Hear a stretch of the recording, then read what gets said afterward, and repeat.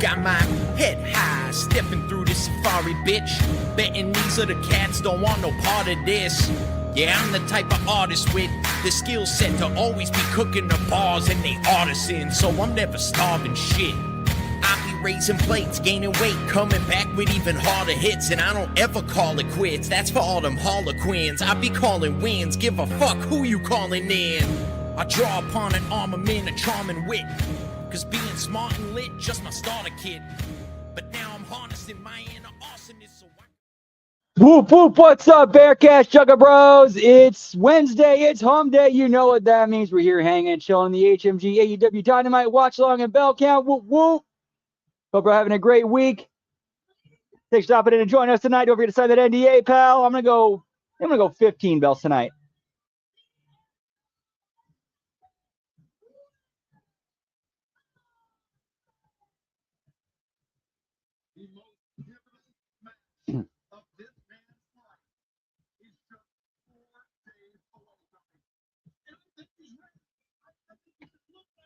Hey, pal, what's up, lab rat? Whoop, whoop. So I got a fly in here bothering me.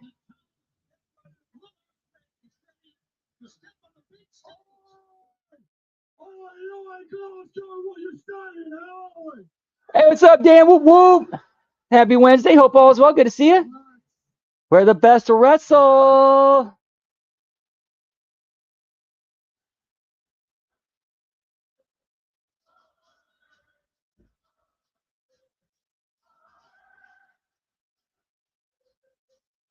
Whoop, whoop.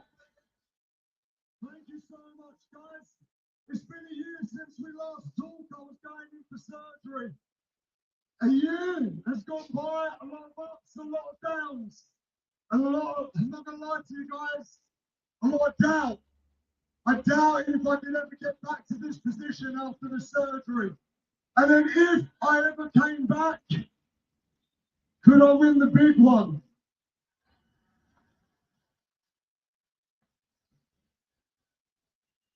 People keep asking me, what is it like to be the British wrestler fighting for the most important championship in the world of professional wrestling?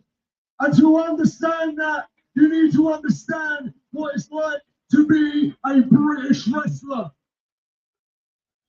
See, long before AEW and long before New Japan Pro Wrestling, this is where I started in this country, up and down. England, Scotland, Wales, Northern Ireland.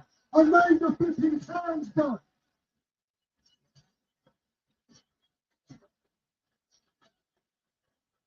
And then you throw yourself on this ring. This ring, beams and boards from Friday to Sunday. You look at your wage packet, and it weren't even enough to pay your rent. So what do? I get up Monday morning, 6 a.m., and I take myself to work on building sites. And I've done that every single day, bro. I'm grafted for this, mate.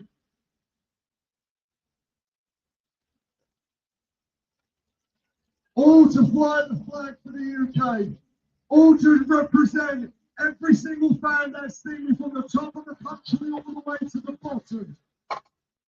Yeah, probably only about 2 matches. The UK truly is where the best wrestle.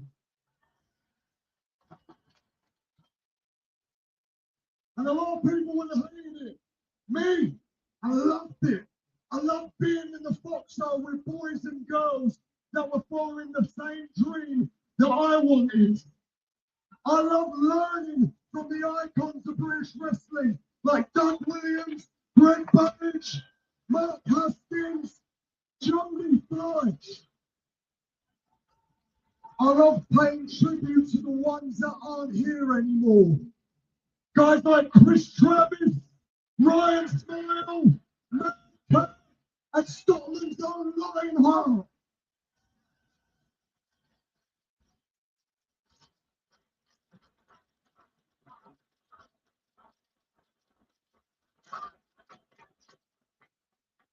All in the game to find out if I really am the best. And being honest, when you mention the best in the world, It's really hard to look past our AEW World Champion Kenny Omega.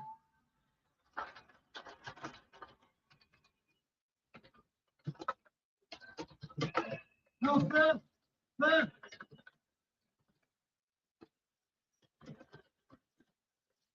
No, Kenny Omega is not here tonight. That's fine. I know you're watching at home. I want you to know something. There isn't a man alive that respects you more than me.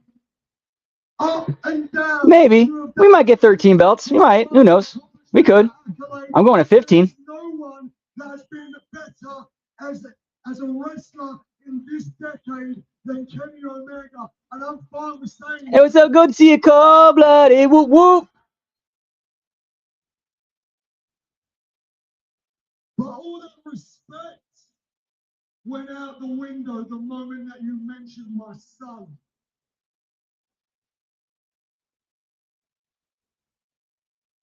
Needs a new hero after I lose to you.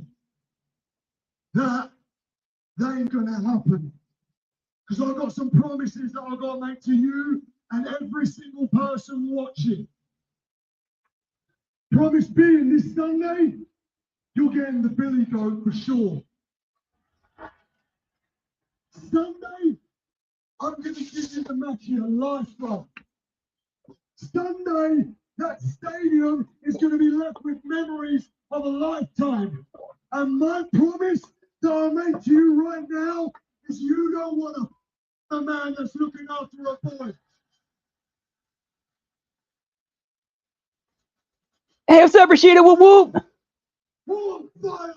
Let's go. There is a debt that needs to be paid. I mean, he probably will show up. Kenny will probably show up at some point.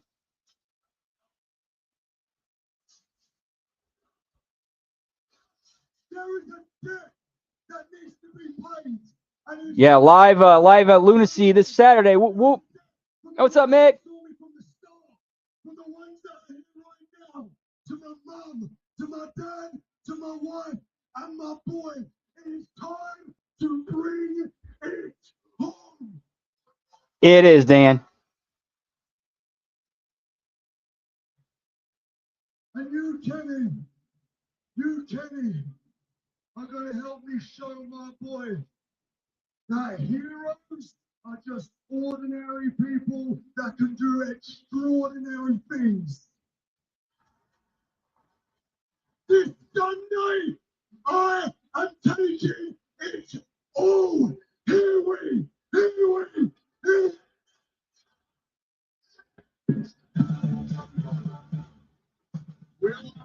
Been good. Hope all's well with you. Whoop, whoop.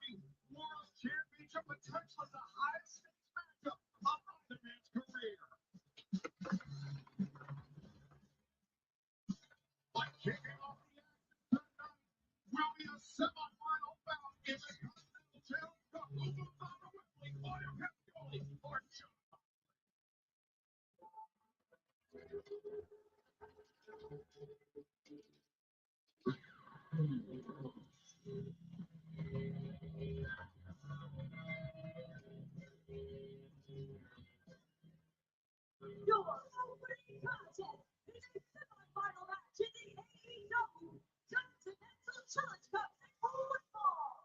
Issued to first from Cincinnati, Ohio, weighing 231 pounds, he is the AEW Continental Champion, John Moxley.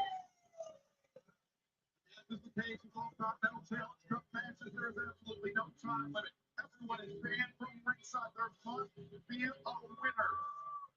4 men remain in the tournament, Tony, but only 2 spots at Wembley Stadium, all in London this Sunday. And of course, the winner will win the first ever Continental Cup. Tonight is tacos. Just got a couple tacos back here. Munching on those for a little bit. I guess plenty of this, The Death Riders implode, pal. Use that term. What a challenge this is for John Moxley to retain.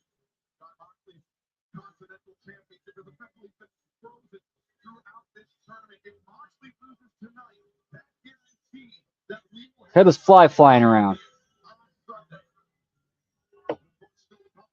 Almost had him. Get off my grinder.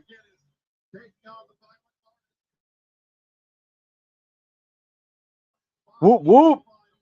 On the line in both contests coming up tonight in Glasgow. And Tony John Moxley bit apprehension as he hopped over the barricade. I think back to the last time he and Claudio Castagnoli shared the ring last year, the Continental Classic. It was Claudio Castagnoli that walked away with the win and the 3 points in that match. Yeah, with a big uppercut forearm, or if you will, the European uppercut. Claudio walked away. And let's see what he can do tonight. You know what? One thing about this match, Excalibur, and intimidation is such a big part of Whoop, John whoop. Moxley and of Claudio. Neither man will be intimidated tonight. Look at John Moxley. Well, he knows what's ahead of him. Big, deep breath. And here we go. And the opponent from the Star Switzerland, weighing 252 pounds, I think it's one belt, right? One belt now. Whoop, whoop. Yeah, it should be a fun one. Whoop, whoop. Let's head to ringside and Renee McKen for this update. It was impossible to get a word from either one of these men today, but I can't forget the Death Riders. What's the name of Garcia? He said Claudio gave me one of the biggest beatings of my life last week, but I got the craziest board with John Moxley that I joined AEW license. We all know who's gonna win. But whoever does win will be heading in to All in Wembley Stadium this Sunday, the final of the Continental Cup. Thank you very much for that one, Renee. Tony, I mentioned the last time these two men shared the ring. Claudio Castagnoli that got the win, that got the 3 points. But in the Continental Classic last year, it was John Moxley that would go on to win the tournament despite the setback of Claudio Castagnoli. Well, of course, that's what makes the Continental Classic so unique, the round robin competition. But in this Continental Cup, this was blind draws. And after we found out the 4 men who would be in the semifinals, Tony Khan made another draw, and he came up with members of the Death Riders going one-on-one. And there's no doubt for tonight, the Death Riders ride separate roads. Tony, the interesting thing about the Continental Challenge Cup, the blind Whoop, draw, whoop. the only match that we will know with certainty in the entire tournament is the biggest one. And by the end of the night, we will know whether it's John Moxley, Claudio Castagnoli, Kyle O'Reilly, and Nigel McGuinness in the finals. Great storylines for both. Great. And look at John Moxley. Just, I don't know. That look of his, you try to read John Moxley, very tough, but it seems like he's, well, I know he's always ready for every match, maybe more so in this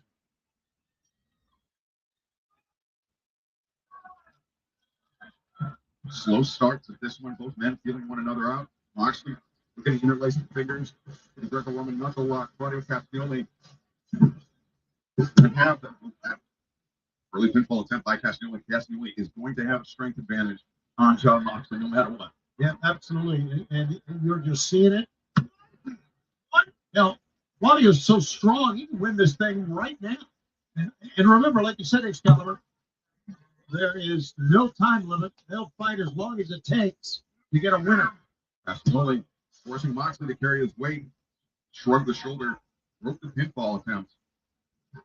Daniel Garcia was Claudio Castagnoli's quarterfinal round opponent this past Saturday at Collision. Garcia won a play-in match on Friday night's Ring of Honor Death Before Dishonor pay-per-view after Eddie Kingston was medically disqualified from the tournament. We wish Eddie the best in his recovery. An opportunity. Well, yeah, let's see how many they got in tennis tonight. Came up to the victory.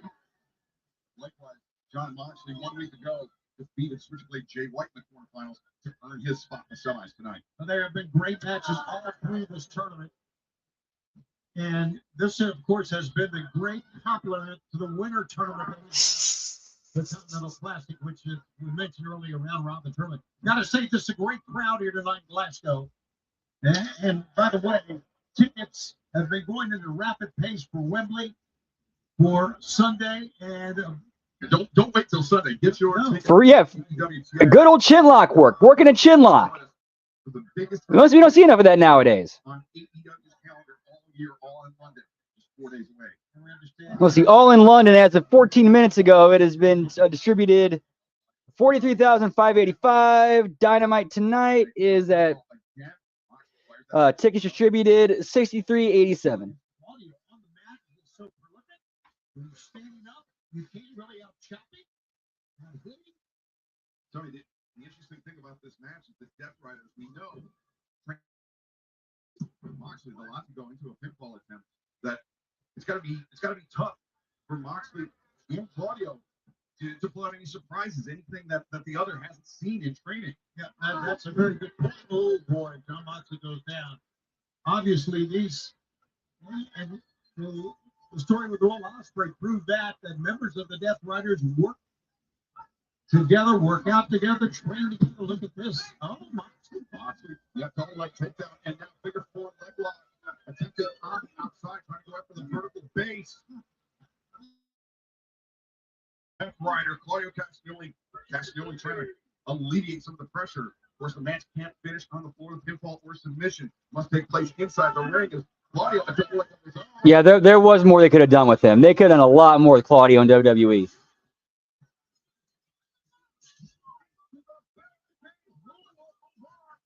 I know, Lab Rat. Talk about being late to the party, pal.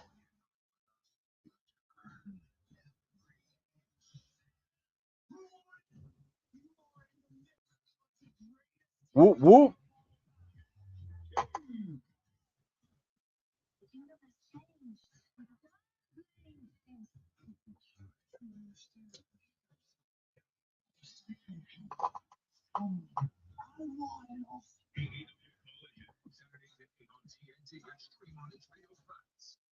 Cheers to date. Maybe we should have tried another recipe. Got it. Here's the perfect recipe for date night.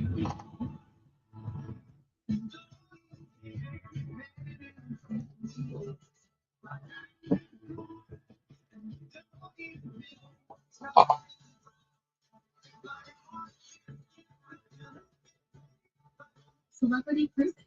Nothing comes close. Yeah, they should have had. Yeah, they should have had those like on sale when she was doing Harley was doing the puppet gimmick.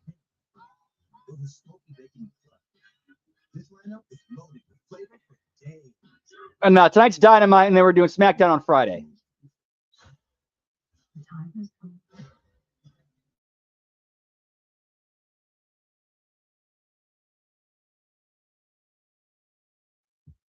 I did too. And the fact that it was actually Monet's idea to do it, and that she was a good sport and rolled with it, it works. Plus, Harley being as talented as she, as good and talented as she is.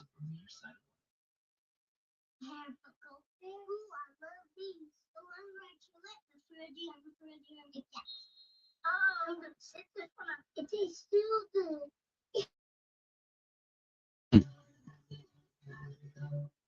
Done. Okay, you're signed up and saving big on a whole lot of bundles from Progressive.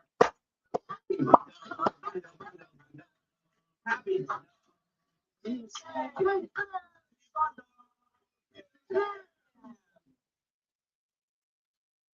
What was that? This is Progressive. Whoop whoop. We tried to make it special. Also, we don't own the rights to heavy bundles, so we do our own version. And you're selected the multi-card discount, so you get another song. One thing I'm How do you respond to People Magazine calling you the president with the greatest voice? I can neither confirm or deny. tasting and be back. New chief of staff. I don't know that. He's the one who keeps cutting the donuts into pieces in the break room. You. David Pierce. President Curtis. New episodes Sundays at 11:30 on Adult Swim. Next day on HBO Max. And hey, what's up? We got Too Legit to Quit in the house. What's up, Hammer? Whoop whoop. Welcome back to Happy Hump Day. Hope all's well. Always a pleasure. Whoop, whoop. Continental Challenge Cup. The winner of this goes on to All in London this Sunday. Very close on the horizon. Our return to Wembley Stadium and the finals of the Continental Challenge Cup. Great night here in Glasgow. A capacity crowd on hand, and they are seeing a fighting. John Moxley's left arm has been the subject of the attack by Claudio. With the intense interest of his fellow Death Rider, Claudio Castagnoli. Uppercut. Moxley back into the corner.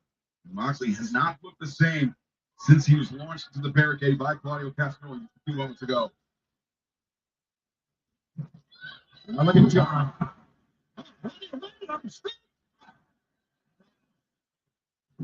The fight, as always. Moxley sends Claudio to the outside, and now he's on the to come clutching his arms. We'll be able to get another look at it. I think the elbow of Castagnoli struck the top of the barricade. Look at Moxley hurting. Here it is again. Watch this. That's left arm. Castagnoli went hard into the barricade. Under its crash here in Glasgow. Well, I'm saying John Moxley. Yeah, pal. He has many, but it may be his refusal to concede an inch.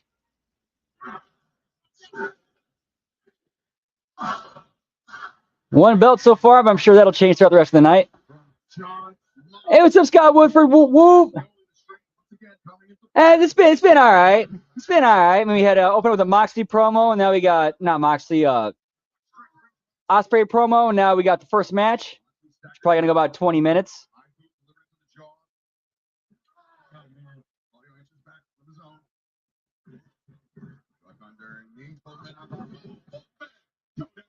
It just shows you the exchange, during that exchange, how much these two men respect each other, and what a fight we are having here tonight. But who is going to advance is the question. Whoop, whoop. Cheers, pal. Moxley and Claudio return to their feet, man.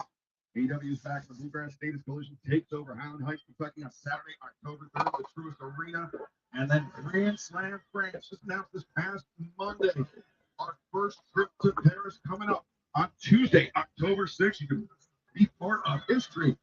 AEW brings our action to France on that Tuesday night and return to the Wolstein Center, Cleveland, Ohio on Wednesday, October 14th. Winston-Salem, North Carolina. Then LJB. Cleveland rocks, pal. In St. Louis, all of that information and more, AEWTIX.com. Moxley goes down, Castagnoli. Oh, we're getting Fright Night here in St. Louis when it comes. Whoop, whoop. It is so hard to keep Claudio down because of not only his conditioning, but because of his overpowering strength.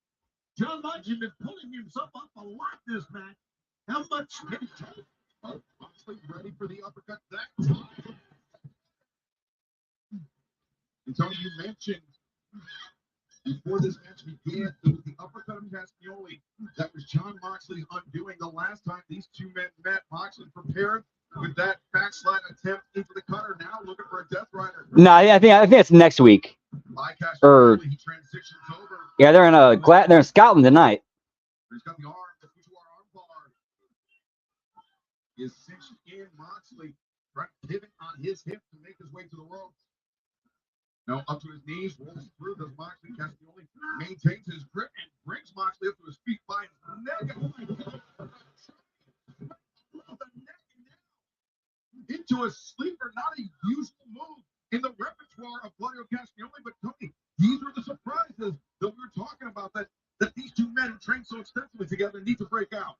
John is fighting a little hand fighting to get the break. Nice, Scott. Whoop, whoop. John Moxley, how he got this advantage here. Look at this. Oh, Castagnoli back. Or excuse me, it's Moxley now that's reversed Castagnoli from the submission. I don't think Claudio realizes how close this. Yeah, that's a huge bummer. For the cross arm breaker. I watched so much of his stuff when I was a kid. Clue, Home Alone 2, his voice work. The Muppets Pirate movie. Claudio to strengthen out that arm, and now Moxley is looking for. And the cameo, like appearances that he did, not really cameos, but like smaller characters that he did in other movies. Once again. Well, this is not a match, this is a struggle. I mean, these two athletes. Claudio. Yep, always comes in threes. The giant swing. So who's going to be the third 80-year-old to pass away?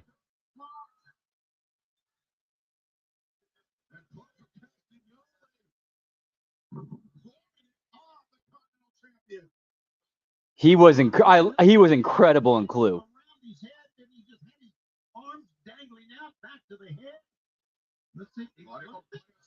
And now he joins Madeline. Hold on. Martin Mull, Madeline McCann. And who else was in there that's passed away?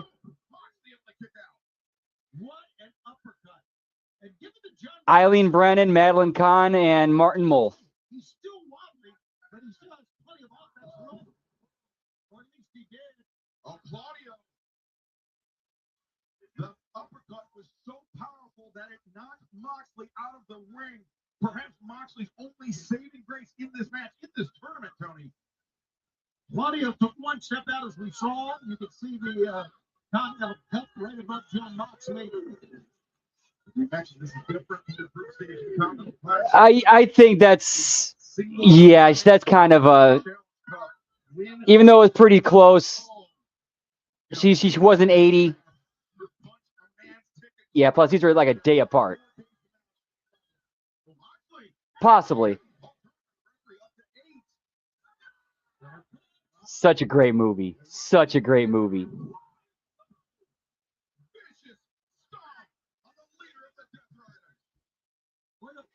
That is true. And when we're in the end times, we know how that ends. We know how that ends. They're like, hey, we're just looking forward to it happening. And thank you, God, for bringing the end. Because the end ain't the end, but a new beginning. But importantly for Moxley, he did escape. Yes, he did. He's relentless, Excalibur. And I go back to where Moxley was. Right, exactly. They're pushing each other. A couple of times. I don't know if that gave him motivation or what, but Moxley is still in this thing. You know, I don't know. Claudio pulling off the elbow sleeve. He's winding up. Oh, that was tremendous, them doing that. The three endings, and they were all great. Moxley dropped to his back. But it worked, right? Claudio just pulled Moxley up by the back of his pants. Well, anyway, to make a long story short, too late.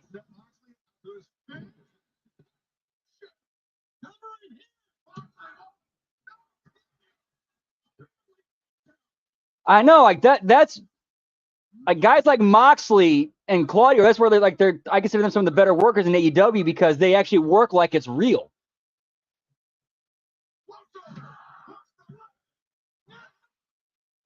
Except for kicking out of finishers now. Twice. Whoop, whoop. All good ones.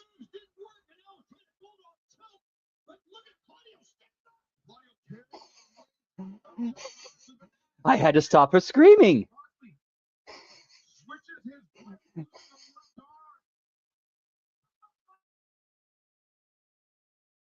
Knowing the damage that was done to John Moxley's left arm earlier in this match.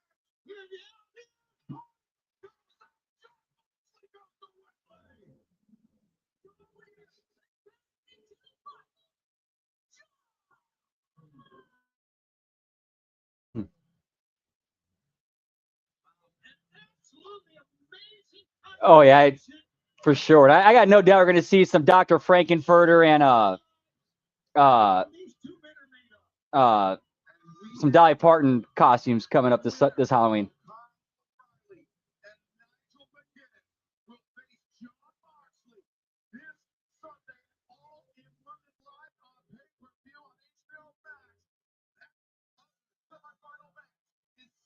Whoop whoop.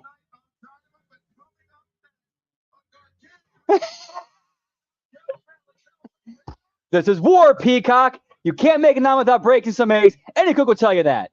But look what happened to the cook.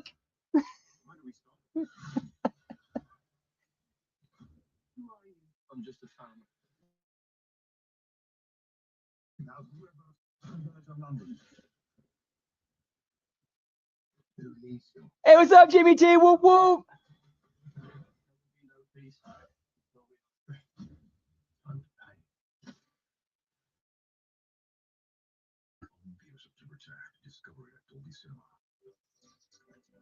You're expecting the usual sweet embrace when, long, a reality. Milestones like this may start. You can point that gun at me all you want, Miss Scarlet, but there's no bullets in there. You fired. All 6 shots have been fired. One at the chandelier, two at the door, two at the study door. The other shot and one at the front door. And then 1 + 1 + 2 + 1 + 1.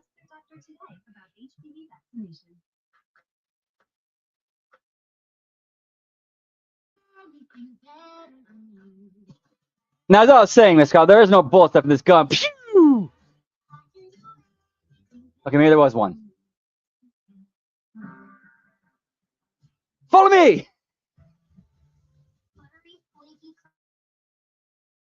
When lunch goes from snoozer to showstopper? Doing good, Jimmy T. You can make predictions on anything. Dude, you got the link, man. Hop in here. I'm the special one. I see things before they happen. Oh, that's right. Yeah, it's free on YouTube.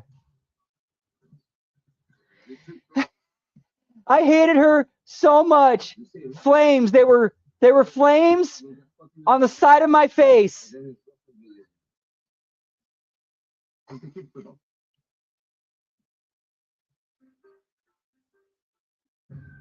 Heaving breasts. I admit it. I did it. I hated her. I hated her so much. Everything that has happened in this town transpired in a matter of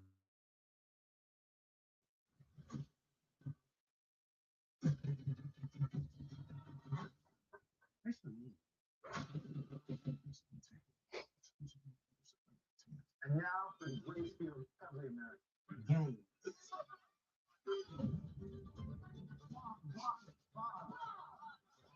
Christopher Lloyd is like the lecherous Professor Plum.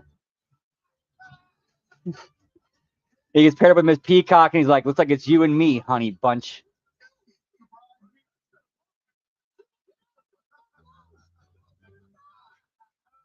Impractical Jokers, all new Thursdays at 10 on TBS.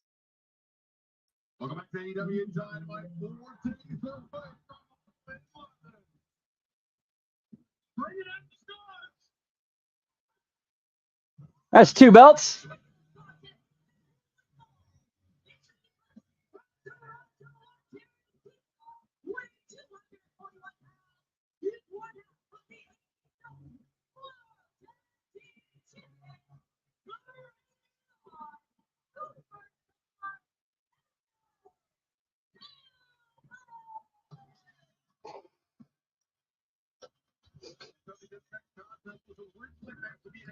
Two belts. Ha ha ha. Why is J. Edgar Hoover on your phone? If it was anybody else's phone, why shouldn't he be on mine?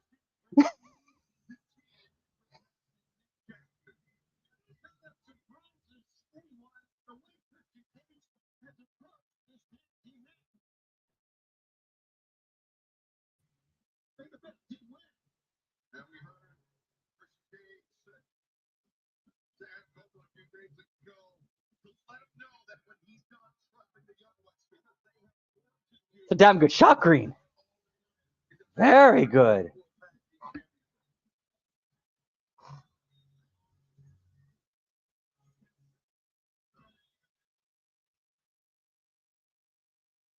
Sorry, Mr. Green. I'm a plant. A plant? I thought men like you were called a fruit. Very funny. I'm with the FBI.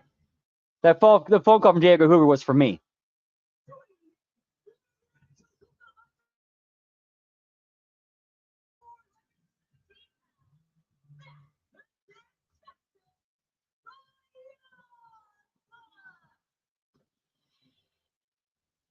Oh, so it's Copeland and the Bucks versus who?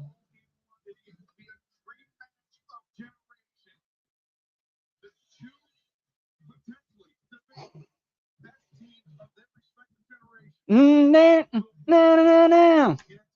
Shake, rattle, and roll. Shake, rattle, and roll.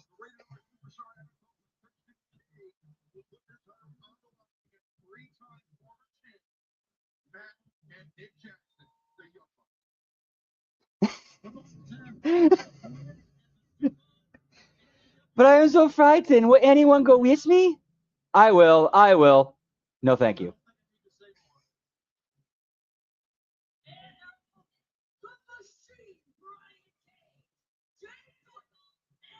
Okay, so you basically got Don Callis, B, C-list Family Guys out here. Who do you think's going over in this?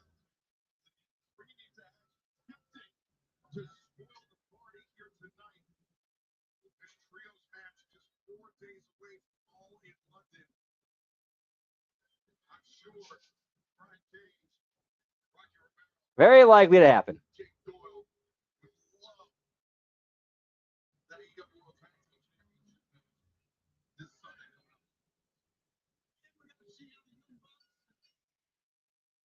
Together with Adam Copeland, you see saw the I do too. medal around the chest of It's just his booking's been oof. Like a guy his size, he should be be booked like a monstrous beast, except instead he just, jobs a lot.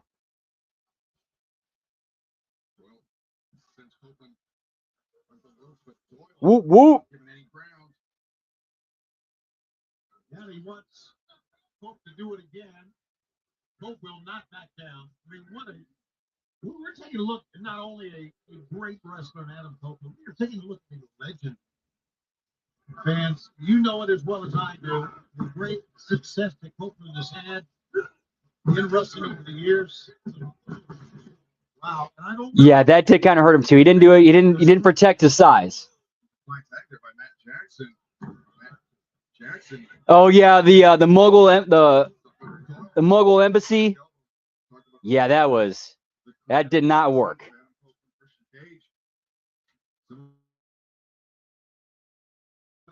That legacy against Matt and Nick Jackson. We will find out this Sunday at Hall in London. You can join us on pay-per-view on HBO Max. Visit hbomax.com/AEW. But at least it led to Swerve and Nana though. That's the only positive that came out of the Mogul Embassy was Swerve and Nana being a thing. And Brian Cage had Romero into the fray. He's very familiar with the Young Bucks. Multiple tag team battles. He fights the Young Bucks in Japan. Oh, I do remember Dark Order. Yeah. Ooh. A drop kick in the face of Brian Cage and the Young Bucks once again standing tall. great teamwork. Oh, nice. Whoop, whoop. Course each other very, very well because obviously we said it so many times we're brothers, but Rocky Romero has been so successful in many different promotions nationwide. And he's been, internationally, Tony, he's been a huge part of the side of the Young Bucks as Matt Jackson already. Whoop, whoop. Bad result.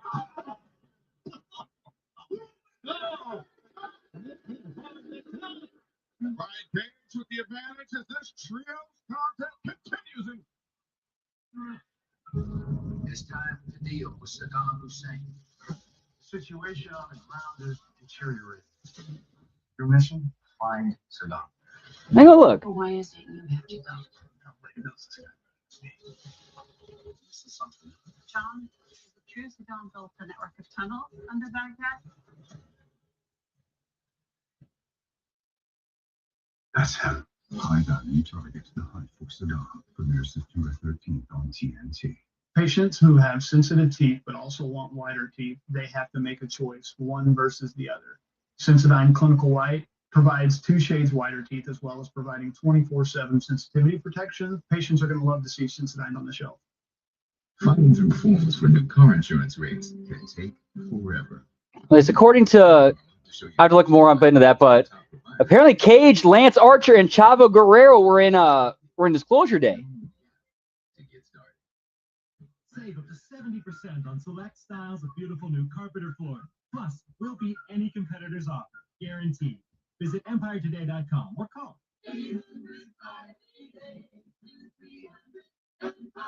Today. My gutters were clogged, and I know that could be a big problem. So I called Leaf Filter. Clean Filter Pros can clean out, reinforce, and Okay, gotcha. our surgical grade stainless steel micro mesh keeps the debris out and water moving. Because reasons. Click today. A Chewy order is on the way for Happy, who's happy from the tip of his tongue to the end of his tail.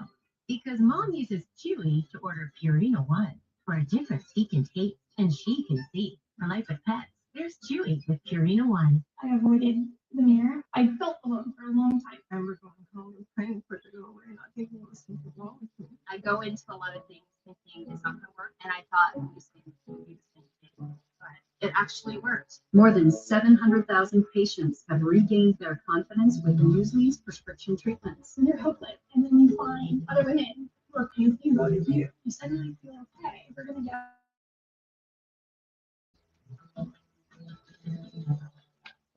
Britt Baker from is she just being kept off TV for basically reasons? She's good to go though. Wardlow, last I saw with him was that he returned as part of the Don Callis family, got hurt and hasn't been on TV since. Allegedly. It has been all about that for the last few moments, Tony, but right now Nick Jackson showing some signs of life and a potential tag to either his brother Matt Jackson or the Rated R Superstar Adam Copeland, just inches away. And the power of the Don Callis family has come through. Look at it right now. Wow. What a day. What a man. Nick Jackson showing his resilience, and he strikes the Jake Doyle super kick for Rocky Romero. Ducks underneath, but nobody in the corner. Whoop, whoop. In Cage. Oh no. Wait a second. Ah! It's going to lift him right out of the ring. Instead, Brian Cage now positioning Nick Jackson awkwardly in the ropes, but instead brings him up fireman's carry from that middle rope. Dangerous territory for Nick Jackson. No.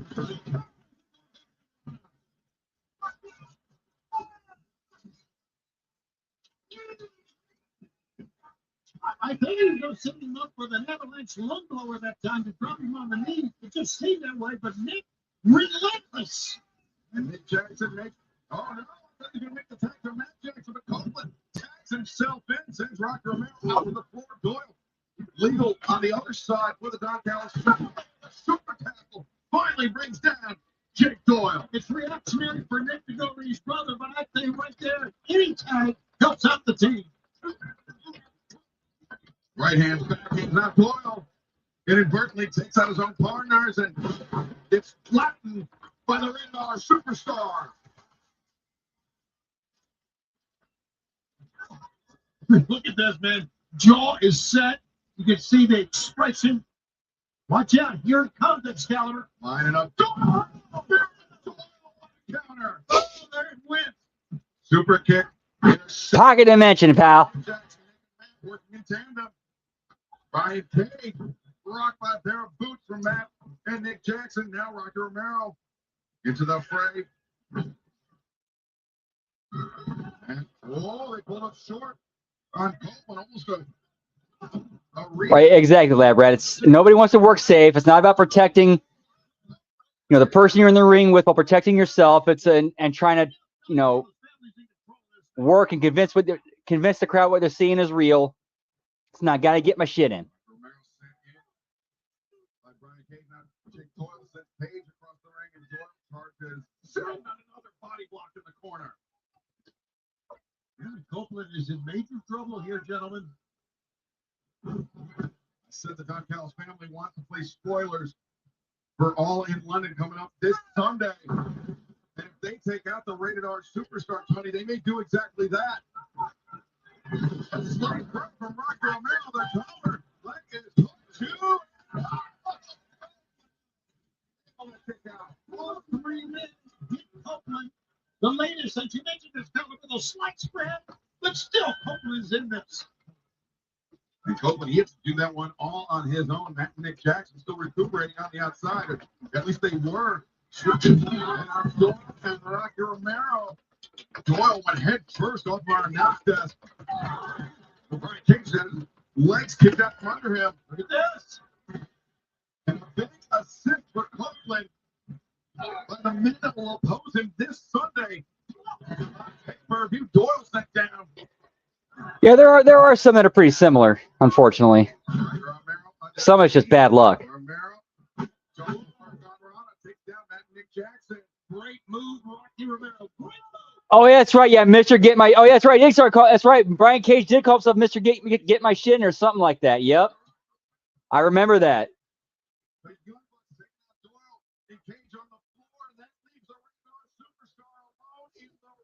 Points for Shida. Whoop whoop. Hey, what's up, J12? Pew pew. Firing that warning shot, pal. Good to see you, man. Hope all is well. Whoop whoop.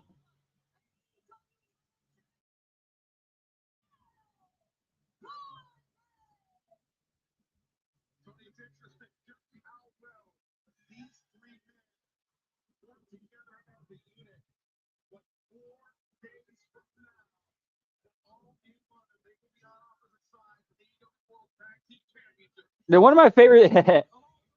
One of the things I've enjoying recently in wrestling is like this new like buddy cop thing going on with LA Knight and Solo Sikoa.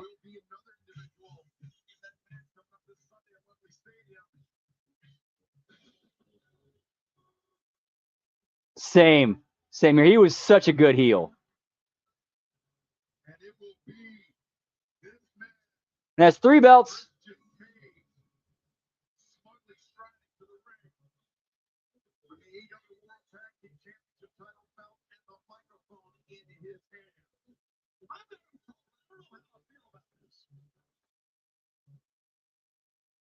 Now that we got this love fest out of the way, Young Bucks, sit down and shut your mouths while I conduct my business. Now there's something you need to know, and it's that I do not associate with people that are beneath me. And as far as tag teams go, that's exactly what you are. Now don't get me wrong, there's no doubt how influential you've been over the course of your career, but there's a real difference between Points, Lab Rat. Whoop whoop. like myself and Give me Christian and Barnabas the Bazaar, pal. type of legends getting matches after. The type of legends. Yeah, where has Mama Wayne been?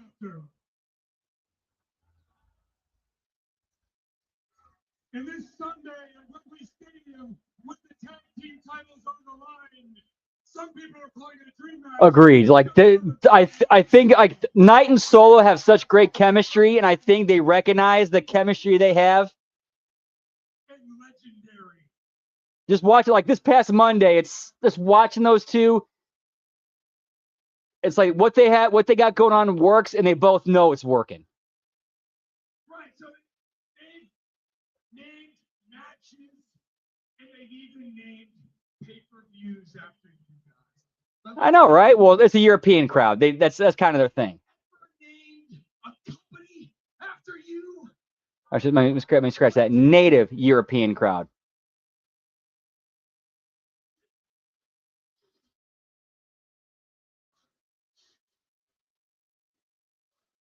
Last week, we accidentally super kicked you in your face.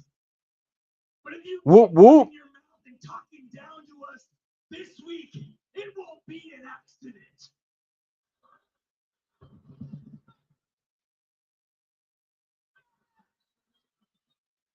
WWE Championship title match, the tag team championship title match.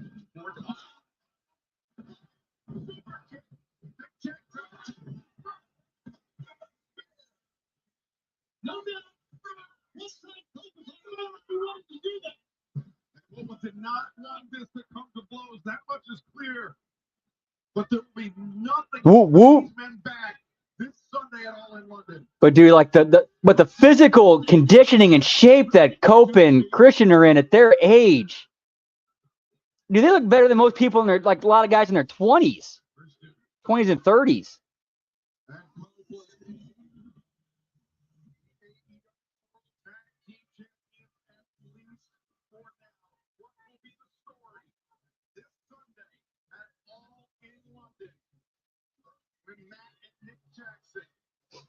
How you know?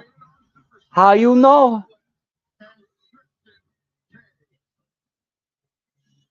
fans still to come tonight. We will hear from Maxwell Jacob Freeman, MJF, the number 2 entry in this Sunday's Casino Gauntlet match. And we will also hear from the number 1 entrant, AEW National Champion, Andrade El Idolo, tonight from Glasgow. Plus our main event, Swerve Strickland, Jungle Jack Perry, to cap off the action tonight in Glasgow. Once the AEW Continental Challenge Cup semifinal round match, will face Jon Moxley this Sunday. Will it be Nigel McGuinness or Kyle O'Reilly?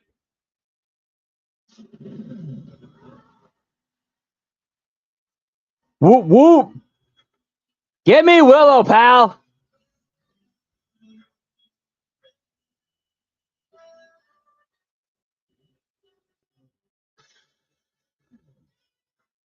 And this woman will put her AEW World Championship on the line this Sunday at All in One.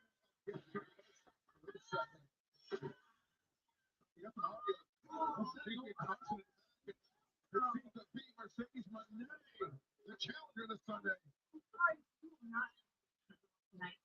Willow, this is Relaxed Dynamite as champion. We are. That's right. I took away you speaking. See, 2 more belts. We're now at, was that 5 belts now? 5 belts. Whoop, whoop.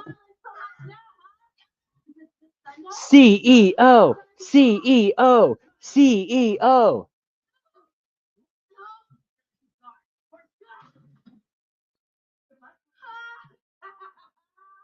We need some medical attention for Willow Nightingale fans. We'll try to provide an update as Dynamite continues in Glasgow. Morning sweat. Roll up. All right, so we got a hard commercial break. I'm going to step outside for a little smoky tokey, hit the bathroom, be right back. Whoop, whoop.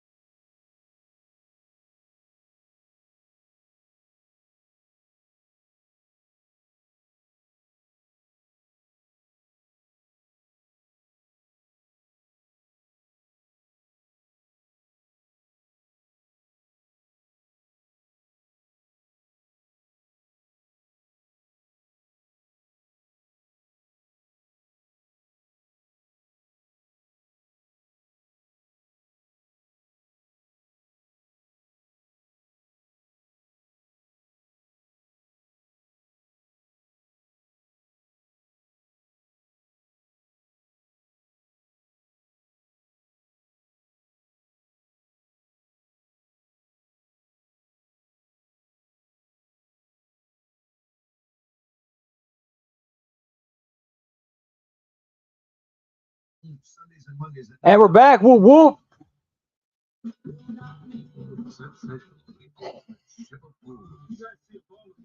Robot Chicken Adult Swim 25th Anniversary Special.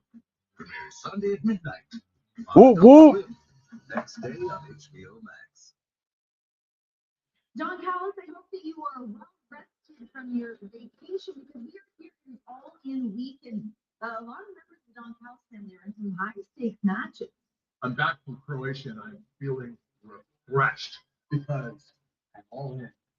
Whoever wins the world title match between Will Ospreay and Kenny Omega on the other side is going to have a surprise because you see, Nice hammer. Whoop, whoop. Davis has drawn a number, and if that number gets called, he is going to settle his score with Andrade, and he is going to roll through this casino gauntlet match. Yeah, no, Mark Davis is not winning nothing.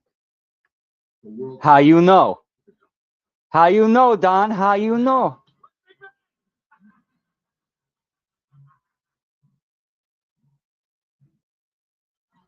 Whoop, whoop. We know that the casino gauntlet match can end at any time. That's why those early entry spots are of the utmost importance. And this man, Andrade Alila, he'll be entering at number 1. But if Mark Davis gets into the match, Right, he's a big dude, but the way he's been booked and presented, is he really a threat? Not really. this type of match that can prevail very, very quickly. Andrade, let's bring in the. Oh.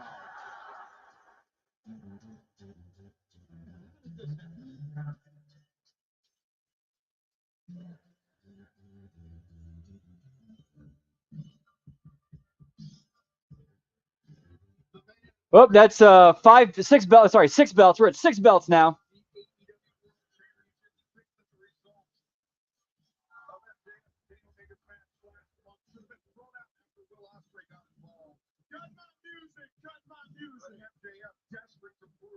That he is the one true champion by winning the casino gauntlet match and then leaving absolutely no doubt. To be here in beautiful sunny Ireland. What? Scotland? What's the difference? You're all a bunch of alcoholic dork pieces of trash anyway. Who gives a shit? Honestly. 1 second. Now, I'm sure you're wondering, where is Andrew El Idolo? And I'm here to inform you that I paid off a couple of gentlemen, so let's just say, warm him up before Wembley. So he's not here tonight. Sorry. But you know who is here tonight? None other than your one true champion. With a warped brain. No doubt. But let's face it, folks. Let's face it. It's not like what Andrew does is exactly revolutionary, okay? I can do what El Idolo does. Come out here wearing a t-shirt like a jabroni check. That's easy. Come out here wearing fake jewelry. Whoops, 1 second. Check. Take a photo with a hot chick. Chick can do that. Although since we're in Scotland, finding a hot woman's pretty much impossible. Hey! All right, cameraman. In the States, this is about a 4, but here in Scotland, that's a 10. Good enough for me. I'll take a photo with you, sweetheart. But before I do, last but not least, I have to say a really crappy catchphrase. So, I have one question. Exactly. Exactly.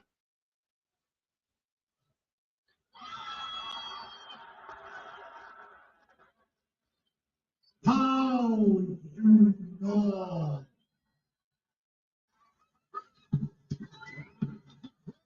The casino gauntlet battle royal is basically it's kind of like a reverse bet. It's kind of like a reverse Royal Rumble where you want the early entry because it can end at any time. Like first pinfall, first submission. That's the finish.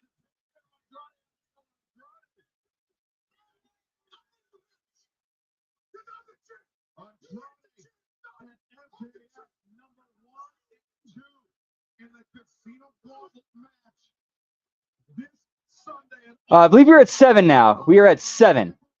On HBO Max.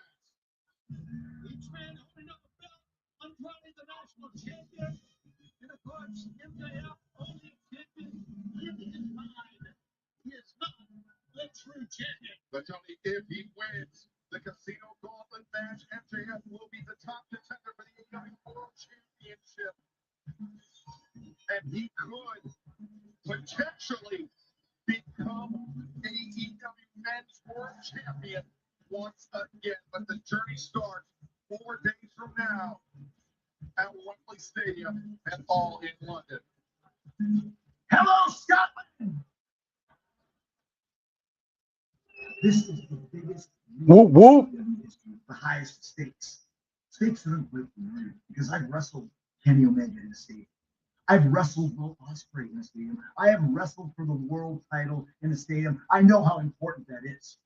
And as the first AEW champion, I understand how important that is. It's something every man and woman in AEW should want to be, including me, world champion again. And that's why I'm entering the Casino Gauntlet at All In for the chance to once again be AEW champion. But I wanted to make it a little more interesting, get a little momentum heading into All In. That's why I spoke to Tony Khan. And this week on Collision, there's going to be a 6-man tag team match with Jericho, Speedball Mike Bailey, and Commander versus Tommaso Ciampa, Nick Wayne, and the member of that rat bastard Don Callis' family, Mark Davis. And it's going to happen right here in Glasgow. Well, big news. That's why I think it's a different match. I think that's a different match. Yeah, this is like it's like a Royal Rumble with pinfalls and submissions, but first fall wins. So you want to get with the early entrant instead of the later one.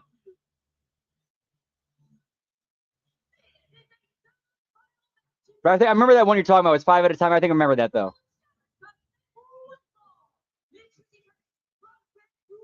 Maybe.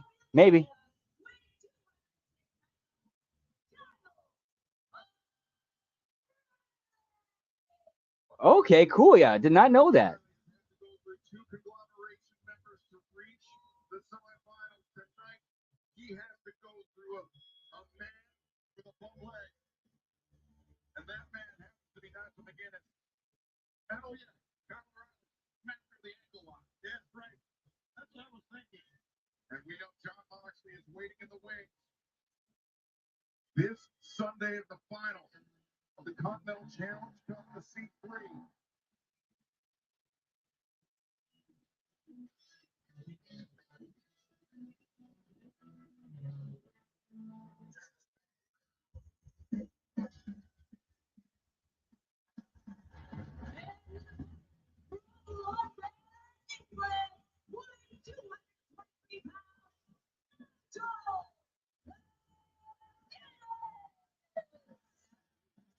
The finals are within reach, but Nigel McGuinness must get through the violinist Kyle O'Reilly to reach them. Let's go for Renee Paquette for this update. Kyle O'Reilly told me I know it is Nigel McGuinness' dream to compete at Wembley Stadium, but I cannot let him squander this moment for me right now. Nigel McGuinness is basically a bird with a split wing, and if I have to break his ankle to make it to Wembley, and so be it. Thank you for that, Renee. Nigel McGuinness, of course, entered in his first round match with Katsuyori Shibata that 1 week ago at Dynamite. Nigel, and I think Tony, we know it pretty well. He would admit it as well. Was lucky to have won that match against Hechicero in the quarterfinal round.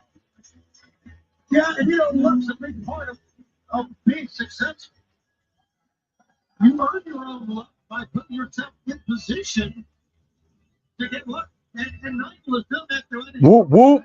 He's one of the greatest technical wrestlers that we have ever Dude, seen. love me some Nigel, pal. Goes back to what you're talking about with the bad wheel, so to speak. How is he going to avoid Kyle O'Reilly? Whoop, whoop. Sounds. This semifinal round match in the Continental Challenge Cup is underway. Nigel dropped toe hold, attempted trying to bring O'Reilly down to the mat. Instead, changes direction, brings O'Reilly down to a seated position. Remember, this match, the Continental Challenge Cup, absolutely no outside interference, no time limit. There must be a winner, and that winner will face John Moxley this Sunday. Nigel anchored O'Reilly in place. O'Reilly extends the hand. Nigel's unable to bring O'Reilly down to the mat. It's a dangerous place to be. You mentioned Nigel's technical proficiency, Tony, but Kyle O'Reilly, among the most dangerous athletes in the AEW locker room when it comes to submission after wrestling, just as finalist John Moxley, who tapped out not once but twice to Kyle O'Reilly's ankle lock. Yeah, Kyle O'Reilly's the type of wrestler that really can dismantle you piece by piece. And they'll try to do that tonight. Every strike that Kyle O'Reilly hits you with has a destination. That destination usually is a great target and right on target. Down here on the biggest year of the week, or excuse me, biggest week of the year for AEW. It is All In Week. And this Saturday, 8/7 Central on TNT and HBO Max is the Collision upon stop before All In London. Immediately following Collision will be the countdown to All In on TNT and HBO Max. And this Sunday, the buy-in starts at 11 a.m. Eastern, 8 a.m. Pacific, special 2-hour preview for All In London, and then the big event, 1 p.m. Eastern, 10 a.m. Pacific, live on pay-per-view on HBO Max. It's All In London from Wembley Stadium. Biggest week of the year, like Yeah, it's all good. Those name changes they kind of mess with you.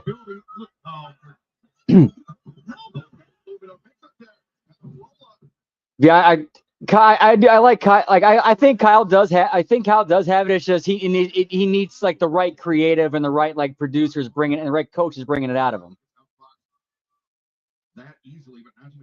Yeah, man, we'll be doing a replay watch along of All In on Sunday night. Whoop whoop. Nigel reacted last week in the match with Hechicero when Hechicero was targeting Nigel's ankle. Nigel went after the mask of Hechicero. Now instead, Nigel cross chop from the throat, attacking the windpipe, and then a headbutt. Nigel back. Oh, Nigel went for the headbutt once again, but front guillotine by Kyle O'Reilly. Nigel frees himself, wrenches the arm of O'Reilly to get home attack. Oh. The leg, and now the left foot leg swept out, and Nigel immediately comes up clutching that left ankle. Man, Kyle O'Reilly hitting with everything that time.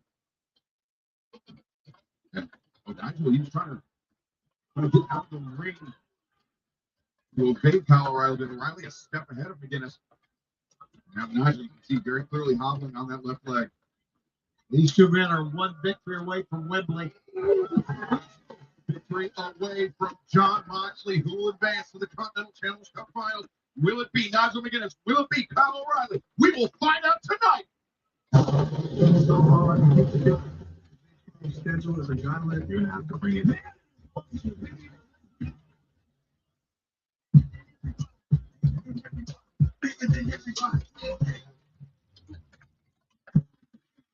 One of the nation's top women's volleyball teams serve up an incredible long leaving.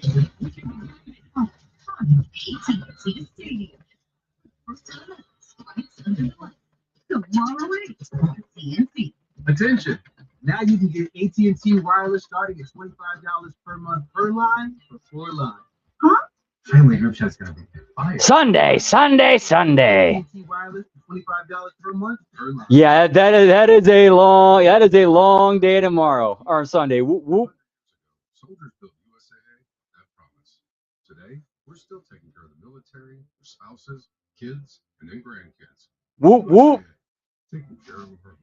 Well, it's a live TNA tomorrow, and they usually do interesting things on live shows. So we'll see. Sometimes it surprises on live shows.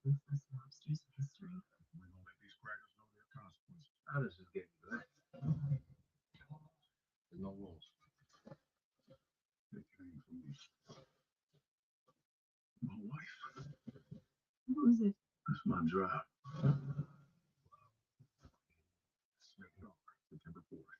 This is the story of the one who counts on Granger for the hard-to-find products when people count on him to help restore power.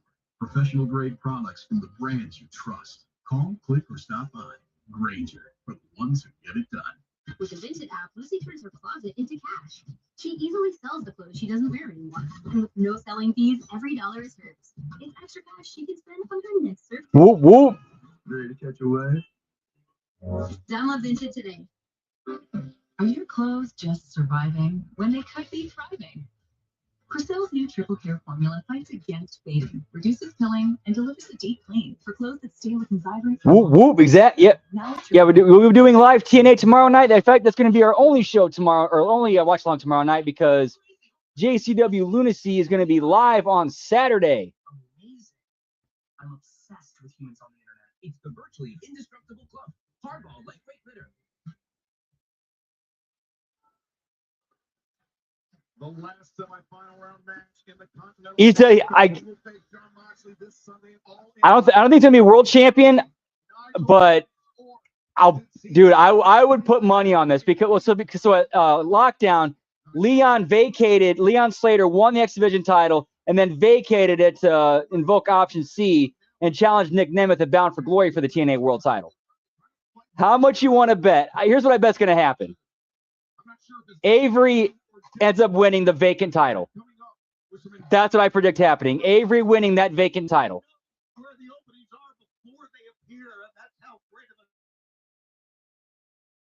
And Nigel has been attacking not just the ankle, as we saw go with the left arm of Kyle O'Reilly. We saw John Moxley leave his semifinal round match potentially with an arm injury. And that will be something that bears monitoring as the tournament, the culmination of the tournament approaches this Sunday, 4 days away in Wembley Stadium. Nigel, again, look for, but O'Reilly, good submission defense, scooting around, and now an up kick from O'Reilly. Nigel, O'Reilly ready for it. Solid knee strike to the chest of McGinnis. Now O'Reilly on the move, looking for the knee kick. Oh, whoop, whoop. Wait a second, cover here, Lauer press. Nigel, I think for a moment, Kyle O'Reilly looking for the cross arm break here. For a moment, just by instinct, I think. It would make sense. AJ was basically he was the foundation. He was the rock that the X Division was built on. It would only make sense that Avery ends up becoming X Division champion at some point.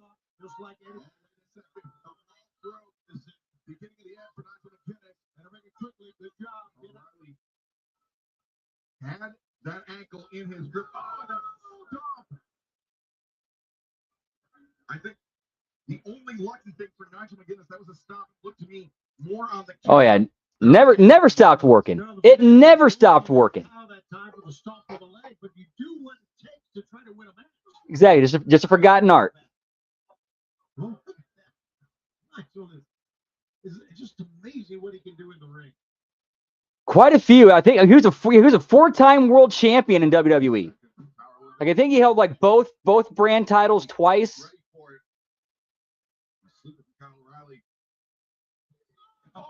I haven't seen him either.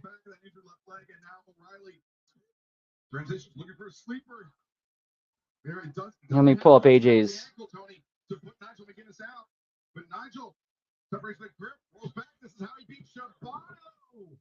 But O'Reilly picks out two. No, in WWE, AJ Styles was a two-time WWE champion, a one-time Intercontinental champion, 3-time United States champion, 2-time tag team champion with Omos and Dragon Lee, a Triple Crown Grand Slam, and a Triple Crown and Grand Slam champion. Elbows being exchanged, center of the ring. The only previous encounter between these two men, so stylistically similar. Yes, my bad. He was a 2-time WWE champion. When both men entered the casino. And was a 1-time Intercontinental, was it? Let's say, 3-time 2-time Chag, and I think was it in the United States. Whoop, whoop. Nigel kicks out. No, Nigel rolls up that one. But O'Reilly. Look at that, O'Reilly. The arm captured. Kyle O'Reilly. You see that mouse underneath the right eye of Kyle O'Reilly. Not believing everything he has in the ring, but wait a second, now transitions. Now it's Nigel's turn to punish O'Reilly. So O'Reilly immediately Get that grip from off his eye. Off his Whoop, whoop. Nigel now. Floats through. Got O'Reilly flattened out. Great wrestling, great counter wrestling by both men. That's a good question. I don't know, but honestly, I think Omos is doing. I think what Omos is doing in AAA right now is perfect for him. It's perfect for him. And plus, I would trust Undertaker to book, a large guy like Omos much better than I would trust, the WWE creative team.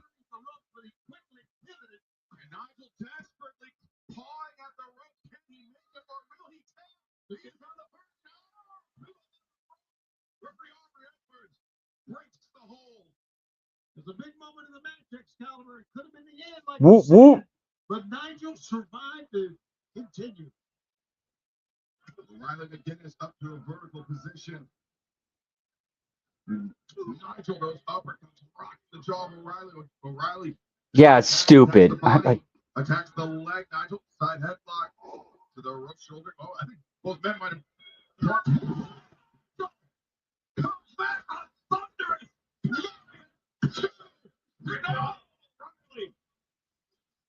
Still alive in the match. Still alive in the tournament. The Thunder's lair hit was preempted, or pushed, I should say, by the left skeleton on the left side. One of his premier moves. And Kyle should know better. Into the London Dungeon. Attack Kyle O'Reilly. They both should know better. Oh, there we go.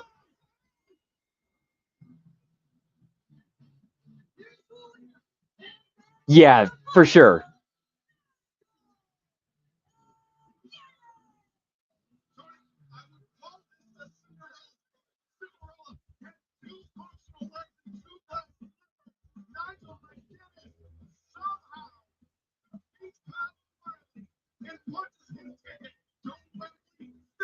Oh, yeah. Ooh, it does not look pretty. Oh, shit. Yeah, he got hit. Ooh, damn. Yeah, that's a shine. That's a nice shiner right there. Hey, sorry, bro. I'm sorry, man. Hey, you all right? I'm good. I'm sorry, man. Yeah, he was. Nigel was definitely apologizing right there. It's like, dude, I'm sorry, man. You good? I'm sorry, dude.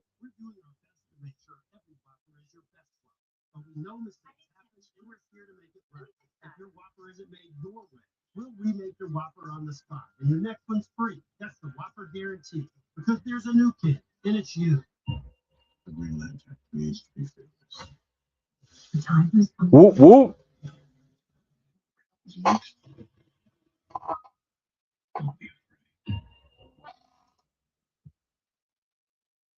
I'm your mother's friend with benefits. Benefits? Benefits? Benefits. Yeah, benefits. Credit One Bank X5 card, you get 5% cash back rewards on gas, groceries, and internet. Benefits. Those are what I call benefits. A plus on the L business journal. Oh, hello. My stylist sent me. Just show your size, style, and budget, and your stylist sends personalized. Eye for an eye. Most people call weed filter when their gutters. Hey, it happens sometimes. It happens. You can get it cost again by protecting your home's gutters today. Schedule your free inspection today. Call 833 Leaf Filter or visit leaffilter.com. Whoop, whoop.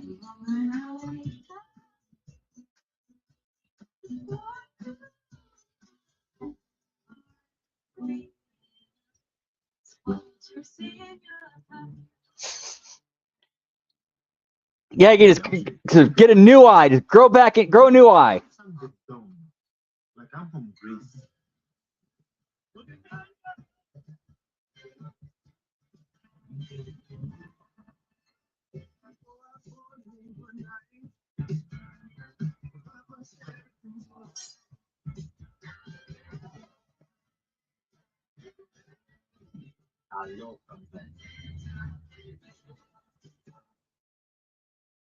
This is the story of the one. Whoop, whoop. One who manages the warehouse upkeep to help minimize downtime. And he relies on Grainger for the high-quality products he needs to find the right solution. Because when it comes to maintaining his facility... Well, to be fair, if it's Rey Mysterio with like all the injuries and all like how banged up his body's gotten, and it was it 51, 52? the level he's still performing at, you know what? I can believe them having the technology to grow a new eye. I can totally believe they have the technology to grow a new eye. If he can still go at that level and be that beat up and banged up.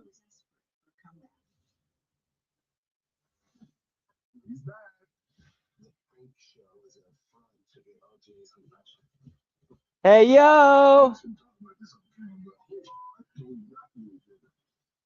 Mr. Moniker's needed in the house.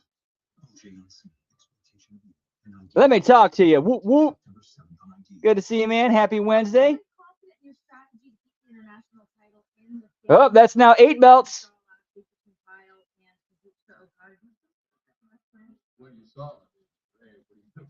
Dude, it does look like that does look like a human mask.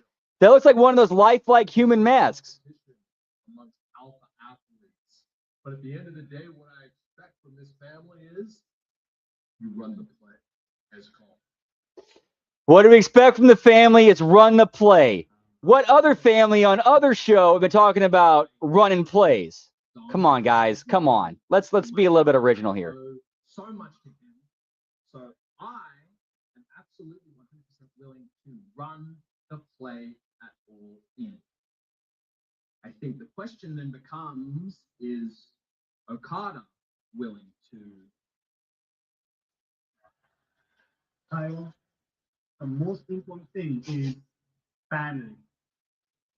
You can trust me. I can trust you. Points, Todd. Whoop, whoop. To do what exactly? Because I got jumped from Exactly, Lab Rat. Last week, and you, surprise. I'm not all in and all in Jones, pal. Whoop, whoop. What? See? You're always thinking about yourself. Family, Kyle. Family.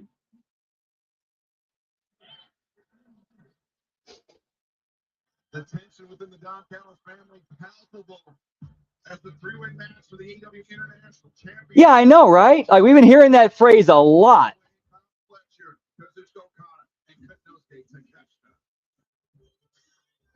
That's 9 belts.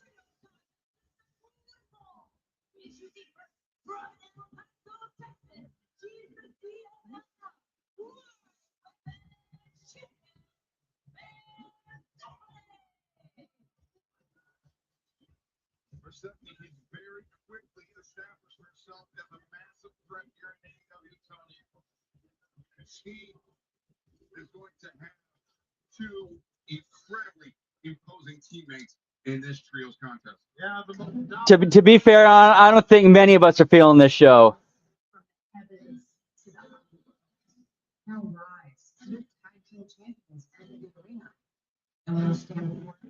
Yes, exactly. Yeah, dog walk. Yeah, everybody's using dog. Like, you got so many people using dog walk now. Like,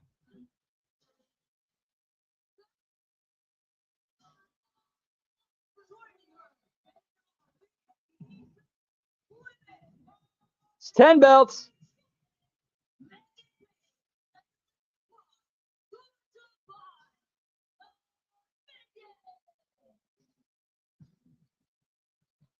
They have been akin to an overwhelming force of nature since Leah Cross and Megan Vane set their. And oh shit, we got Jimmy T in the house. What's up, pal? Whoop whoop.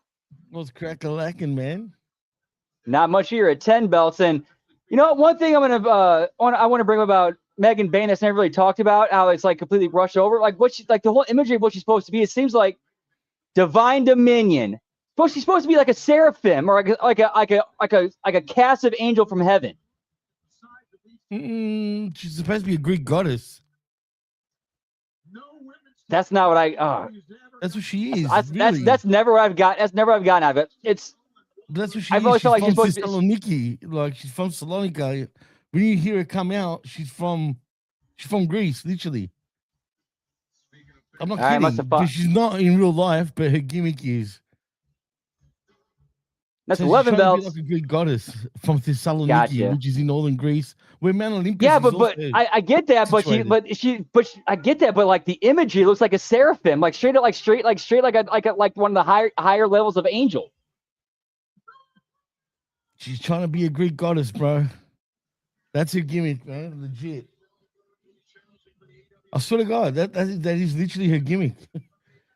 I hate it because she's not from. Pay attention to when she comes out.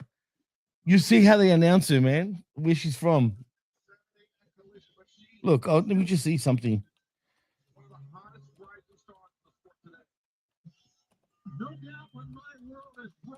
But anyway, what made you bring that up? I don't know, just seeing the imagery of it. Like I also get like it's also like also like a Valkyrie. Also, I get the I can see the Valkyrie image too in it, like the Greek Valkyrie or whatever Valkyrie, however you pronounce it. I typed what is a gimmick, right? Let me show you something, right? Let me share the screen. So I said, what's her gimmick? Like Megan Bain gimmick, right? That's what I wrote. You can see that, right? Yep. And look what AI says. Megan Bain uses a Greek goddess and a Amazonian powerhouse persona known by the nickname the Megasis, right? So gimmick overview persona, she portrays an imposing dominant deity-like warrior inspired by Greek mythology. Or instead of relying on flashy or comedic traits, she projects anyway, blah, blah, blah. Anyway, the point is she's trying to be a Greek goddess. Even ChatGPT says that. I mean, I get that's what she's going for, but just the imagery that honestly, I'm saying Hammer can say it too. Like Hammer sees it too. It looks very like heavenly angel imagery. There was angels in ancient Greek mythology too. You know that, right?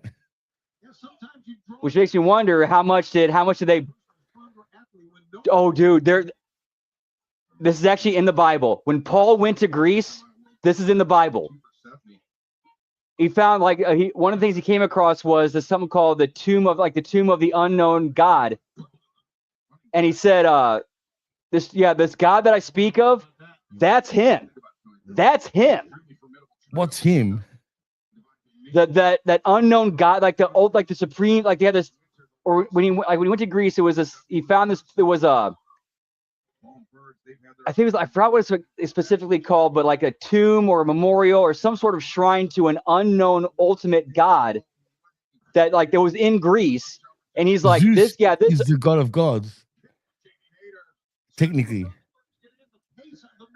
Again, I'm not up to stuff on that, but I'm saying just from what is told that when Paul went to Greece, he saw that and he's like, and he's reading and learning about this unknown God, and he's like, yeah, this is the dude I serve. All right, let me tell you something, all right, about Greek gods and mythology. Since we're onto this topic, if you look at Christianity, right, and everything like the Great Flood and all that stuff, right, it copied a lot of stuff from Greek mythology as well. Not just Greek, but even others. I don't think it was copied. I think it was the same events happening, but being reported through different lenses. Well, like I was gonna say, all right, like Hades. What's Hades? Do you know what Hades is? That's hell. Hell.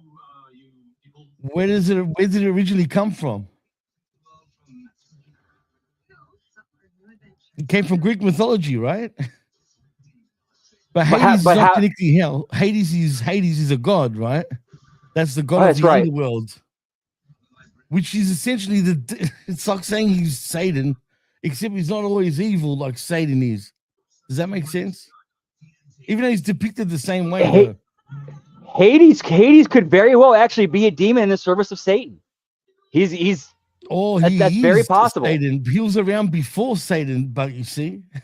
Well, yeah, which would actually make sense because Satan was originally an angel of light created to be like the ultimate servant of God. He rebelled and was cast out. So yeah, Hades could absolutely predate Satan. Though, he could. The difference is Hades is a god, though. You see, and he's the brother of Zeus and God and all that stuff. If you get what I'm saying.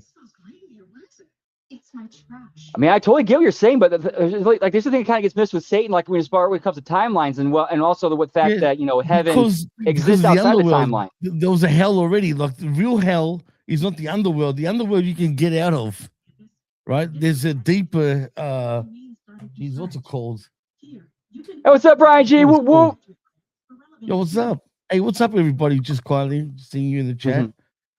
But look, it's interesting. If you look into it, man, I can tell you all sorts of stuff. But the ultimate god or whatever the fuck you want to talk about. Yeah, thanks, Charles. Look, it's interesting. Look, man, I'm Christian anyway, right? At the end of the day, I believe in Jesus, right? But Cheers, I'm my brother. fascinated. That's it. But I'm fascinated by the Greek shit too. Not just because I'm Greek, but the stories are interesting. You know what I'm saying? So Yeah, it's I like, really believe I've really kind of like just from the stuff I've been reading and learning. I've really come to believe like a lot of like stuff like is like their interpretation of things that happened that match with the Bible. It's just through different lenses or different cultural lenses or like well, the a lot of flood. it took The from flood obviously Greek happened. The mythology. A flood lot happened. of it. Well, yeah. I mean, it seems like it happened. I do think there was a reset of us. I'll tell you why. Look at to Becky Tepley, for example. If I said it wrong, freaking all right, whatever. That's a lot older than us, supposedly. Like, how do we explain that? This breathing should be beautiful all day and Do you know what I mean? I think I think there was a time where we would. I don't want to say we're smarter back then than we are now. Lab Rat just nailed it right there. The whole world always has a different view, so the same story depends on who's telling the story. Exactly. But you could what have do you 10 mean? you could have 10 witnesses witness the exact same thing. You're gonna get 10 different stories. But at the end of the day, the Bible is written by man. No, it was the other way around, Rashid. Not taken from the Bible. The Bible took from them. Because Christianity didn't exist yet when those were around. Or are those different interpretations of the same things? Could it be the same things also? Do you know what I'm saying? Look, what does God look like? How is God depicted? We've never seen him like he's. No, we've never seen him. But how do we depict him per se? If there's a picture, how do we depict him? With a large old white dude with a beard, giant ass beard, sitting in the clouds. But right. But I know what you're saying where that image comes from. But I'll counter you with this. I will counter you with this. Where does the image of Santa Claus come from? From Coca-Cola. Coca-Cola. Actually, that's not totally true. Yes, like it is true, but it's not totally. He's also a saint in Christianity, dude. And well, in Greek pretext, his name is Saint Vasilios, right? If you get my drift, look into him. Yeah, Coke made him commercialized, right? The way he's depicted now. Yeah, the fat jelly white dude, beard, rosy cheeks, red suit, hat. But he's also in Christianity as well, dude. If you look into him properly, it's just Coke commercialized him. Right? Yeah, I totally believe Saint Nick was a real person. Yes, 100%. But he definitely got the image got commercialized, then combined with like Krampus and other whatnot, Yeah, totally. We could be here all night. I find this shit interesting personally, man, because again, there's a lot of stuff like that just. Look, keep in mind when paganism was around, right? People were forced to switch to Christianity. To be honest, that's what happened, dude. You know what I mean? Like you couldn't believe in those gods anymore, at all. Even though a lot of the world still. Like there's a lot of statues of those ancient gods, or even with the planets. The planets are named after the ancient gods as well. That's true. Yeah, like dude, Ben talks about it all the time. Saturnalia. Yeah, Saturn is the Roman depiction of the Greek gods. Like for example, like of all the planets, like Mars is Ares, the god of war, or like you know what I mean. That's what Mars is. And to think about it, Mars looks like it's been through war. Hence why you're not able to live on it anymore. And I got to point out something that Hammer brought up. Hammer brought up a great point. How many people have actually read the Book of Revelation and actually knows how the story ends? Heaven and earth are wiped away. A new Jerusalem, like a giant ass city, comes from the sky, lands on earth. That's the new heaven, and God lives among us and with us for eternity. Have you heard of the Book of Enoch? I have heard of the Book of Enoch, yes, and I should look it up. I should read it. that was originally part of the Bible too, right? But it got taken out, like basically. You know the Black Sea Scrolls, for example.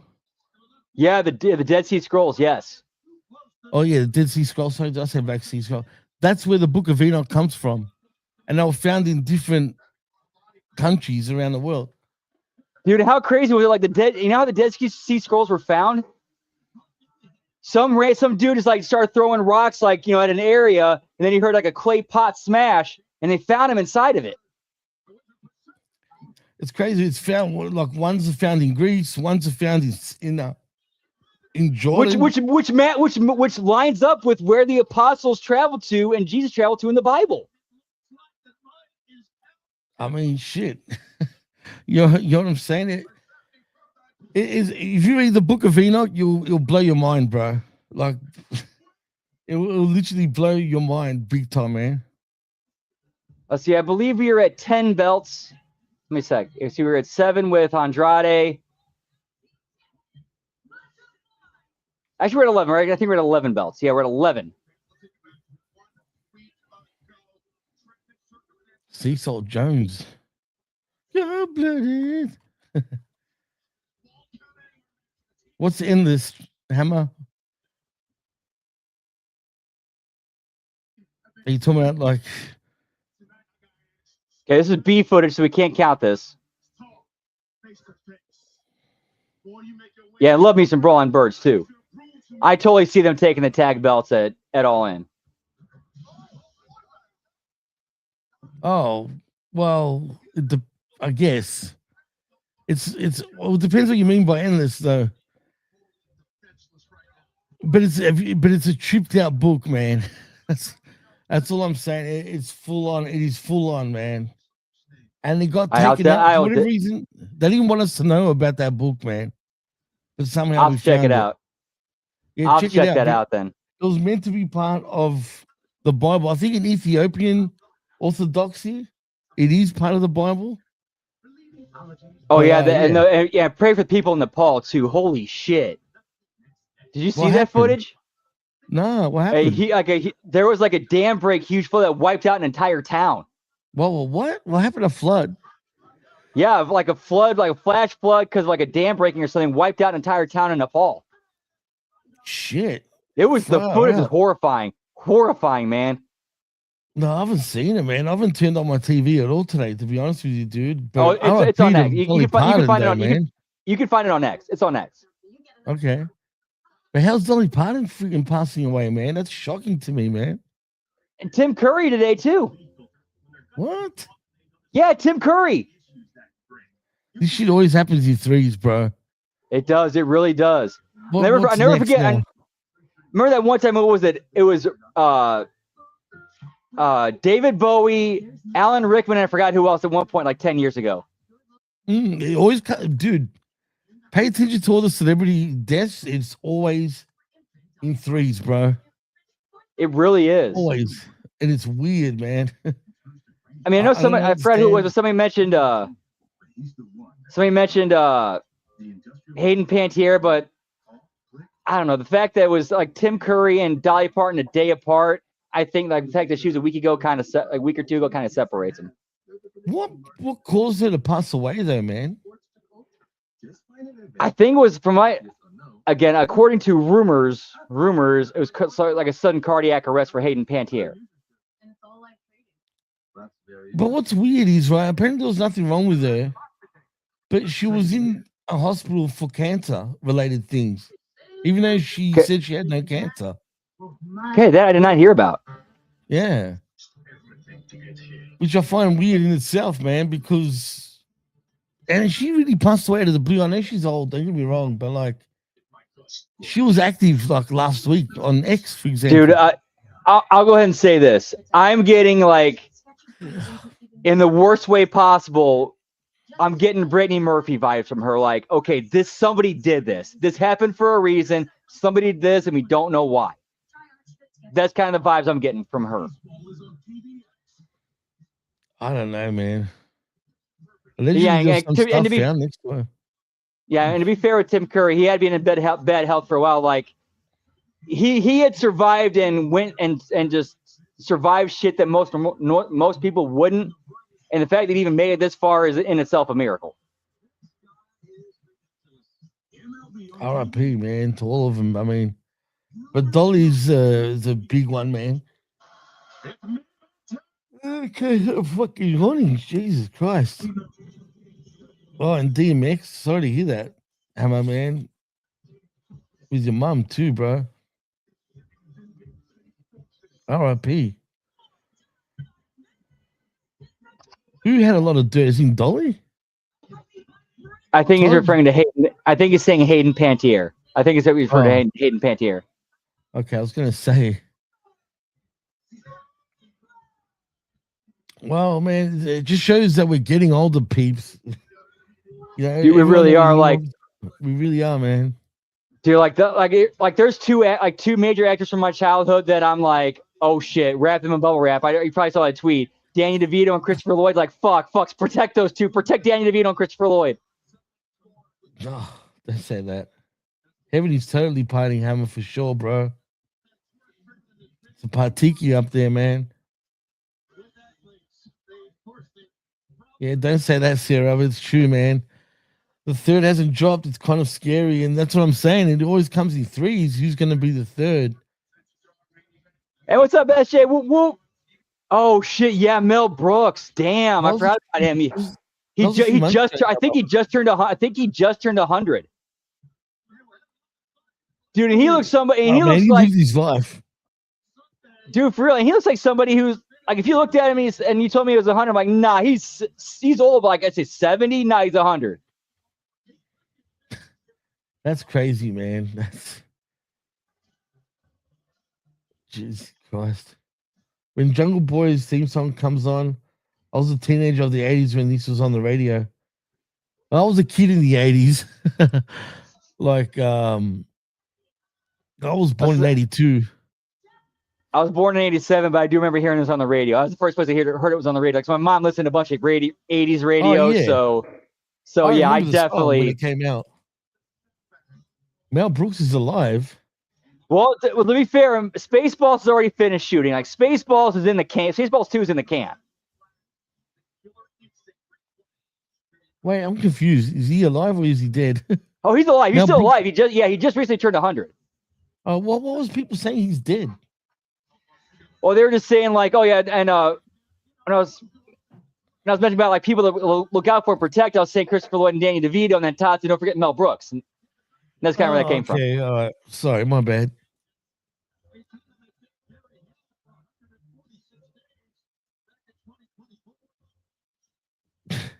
Jack, please go back to the 82 and 87 babies. Yep, that's us, man. Well, how old are you, Rashida? Out of curiosity, since you're a teenager, you got to be born in the 70s sometime. I assume. Okay. Yeah. Okay, gotcha. Yeah, he does need to make it fair. Yeah. He needs to be there with everybody. He needs to be there for that.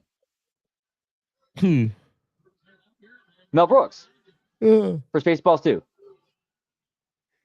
Hasn't he been knighted for years now, Sarah? I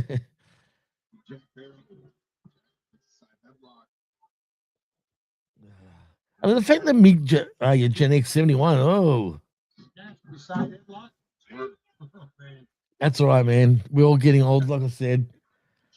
But hey, you're 11 years older than me, so it's all good.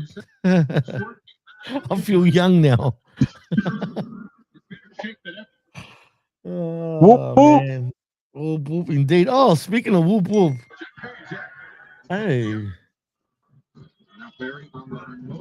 What? Why have I got a parcel message? Oh, yeah. Speaking of whoop, I wanted to ask you about this. Yeah, so since Lunacy is live this Saturday. Yeah, that's what I was going to say to you. Yeah. Do you want to do a watch long and then take a break and then do Insanity right after? Yeah, man. Absolutely. That's what I was going to say to you. I'm just looking, though. Quickly. What the hell is this?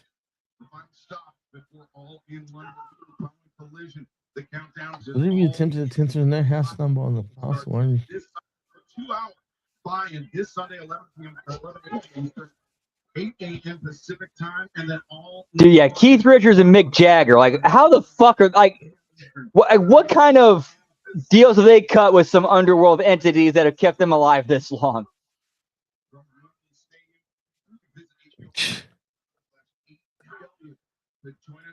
Yeah, what was I gonna say? We'll do the review right after it, the 100% on Saturday. As far as me joining the watch along, I don't want to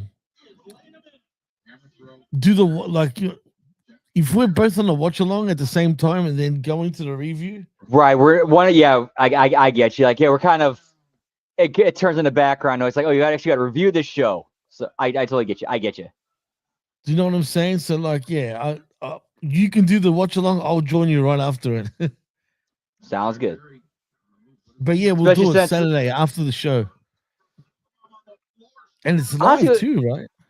Yeah, live. And Lunacy's one of those ones that actually works for a watch along going around your review because we're all like when we're all watching it and enjoying it together, rather than when it comes to WWE or AEW, because it comes background noise. Well, if I do the watch along, I'm not going to say too much about it because then it just defeats the purpose of actually reviewing it. That's true. That is very true. Yeah, it's like we're having the review. It's like we're having a live review show or watching it. I mean, hey, we can put this shit up. I know you were nervous about it, but I've seen more people doing it. I'm telling you, we'll be fine if we actually put the watch along up as video for people to watch with us. No, you know how we can have the video like playing while we're doing the watch along, like literally, like we can have it like we can all be watching at the same time. Oh yeah, because Violent J's totally cool with that. He's like, yeah, share that shit. Yeah, we're not gonna get fucked on for it, man. So it's all good. Okay, because I've never been flagged with their stuff at all. Right, yeah, because they're cool about that. They're like, yeah, share that all you want, get it spread out there all you want. That's good for us. So how about we do that? Like actually have it playing for everybody that Yeah, live insanity lunacy. Woo, woo. Yeah, right here on HMG. Okay, I'm with that. I'm totally with that. And yell out to Ben too, by the way. He's at the Cauliflower Wrestling Hall of Fame. And have you seen his pictures with Natty Hart and Bret the Hitman Hart and stuff like that? That was awesome. It's pretty cool, man. Yeah, for sure. Nah, actually, I don't think there's been an official one. I think something may have happened where Kerry couldn't make Bloody Mania. So that's why they did that angle on the live Lucy the night before to write him out. That's still odd. And even I don't know if you read into Ken Anson and the reason why he didn't turn up. Apparently he had other commitments. Or there's some sort of even money hold up as a rumor too, man. But this is fun. They took I don't know. But Violent J also wants a TV fucking deal. He come out and said that. Yeah, some sort of at least a streaming deal. And plus, you now have Vince Russo openly like, hey, look at the growth we've had over the last year. You want to sign us? And he's posting the numbers to back it up. Delivered by Chewy, devoured by Buddha. For quality men, for life with pets. Do you think they could get a TV deal? I think they could get a streaming deal. Not a TV deal, but I think they could get a deal with an internet place where it's like, hey, we need some entertaining, fun. I could see some streaming service signing them up. I could. Like which one in particular you think? Specifically, I don't know. I could see maybe an upstart one that needs something edgy that draws eyes, and with the ICP and JCW equity in that name and brand, I could see that.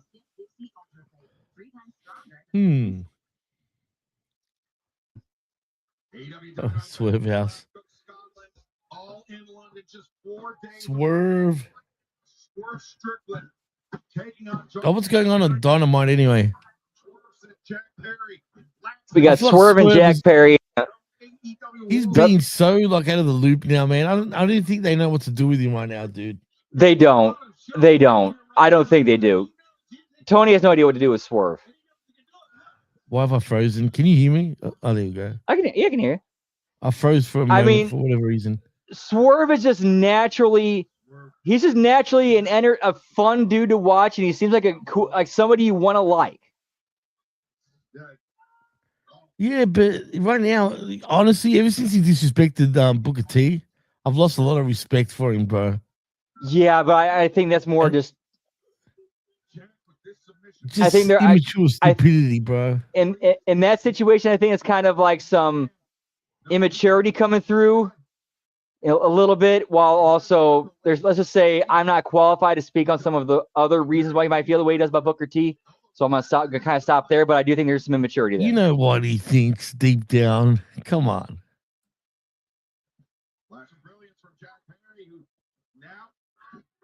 Yeah, and it does seem like as Todd. Oh yeah, and as Todd says too, it does seem like it's being set up for Swerve's partners in the trios match being oh God, New Day. No. Just because he's a black dude doesn't mean you have to pair him up with two other black dudes and call him some sort of new name. We don't need that shit. All right. I'm with you on that. I'm so sick of that. Like, just those kind of pairings for the sake of like, hey, you look like you look the same. Put you together. Yeah, no. Like, you even like how about how about looking at the characters and being like, nah. Like, come on, Swerve would not like Swerve should be his own man. Swerve needs to be his own man. Unless he's the leader of a group, I'm sure there'll be more premieres too, as in for AEW. Wait, is All In this Sunday already? Yeah, it is a Sunday. Yep. Holy shit. That's crazy, bro. Yeah, no chance he took that shit to Stevie Ray. No fucking chance, Hammer. No fucking chance. No fucking chance. Book didn't deserve that shit anyway in the first place, but whatever, man. You can say what you want about Booker T. He just buried himself on ever going back to WWE, in my opinion. Even though, don't get me wrong, WWE fucking don't really blackball anyone, right? If it's good for business, they'll bring him back. But I don't know, man. Although I will say, like, he did make it, Rashida. I did make it to the 100% agreed. 100% agreed. Ever since Swerve went to AEW, he increased his stock and made himself more valuable and improved, became a top tier. I would call Swerve a top guy. He is somebody who if I had him on my roster, he'd be the top of it. He'd be a top guy, definitely. But like I said, I was a huge fan of his. I don't like him as much as I used to now since. The disrespect to Booker T, come on. And then keep going on about it. Like, you know what I mean? Even on the mic, like, do you remember after a pay-per-view where he just said, fuck Booker T? And I do. I remember that. I forgot who it was who said it. I think it might have been Booker T himself. I don't remember who said, like, okay, so instead of talking about your main event, the main event you just had, they're talking about the things you said about Booker T, or if it's Booker T who said it, me. Is that really what your boss kind of wants out of you? Talking about me instead of the show? Especially in the main after event? they also met up and sorted shit out. I don't know if you knew that, right? So they caught up to they to did? bury shit. Okay. Yeah. And then a week later, that's when he says, fuck Booker T anyway. So after they met up and talked this shit out, he fucking still goes on to say fuck Booker T. That's why I've got a problem with him. You know what I mean? I get, yeah. I at this point, at least still, I want to believe he's still young and immature, doesn't know better. I really want to believe he's still kind of young and immature, doesn't know any better. Yeah, but please, don't even compare him to Tupac, man. Come on, bro. You know what I mean? And Tupac wasn't a gangster. He was a freaking activist. More of a political activist. You know what I'm saying? Oh, really?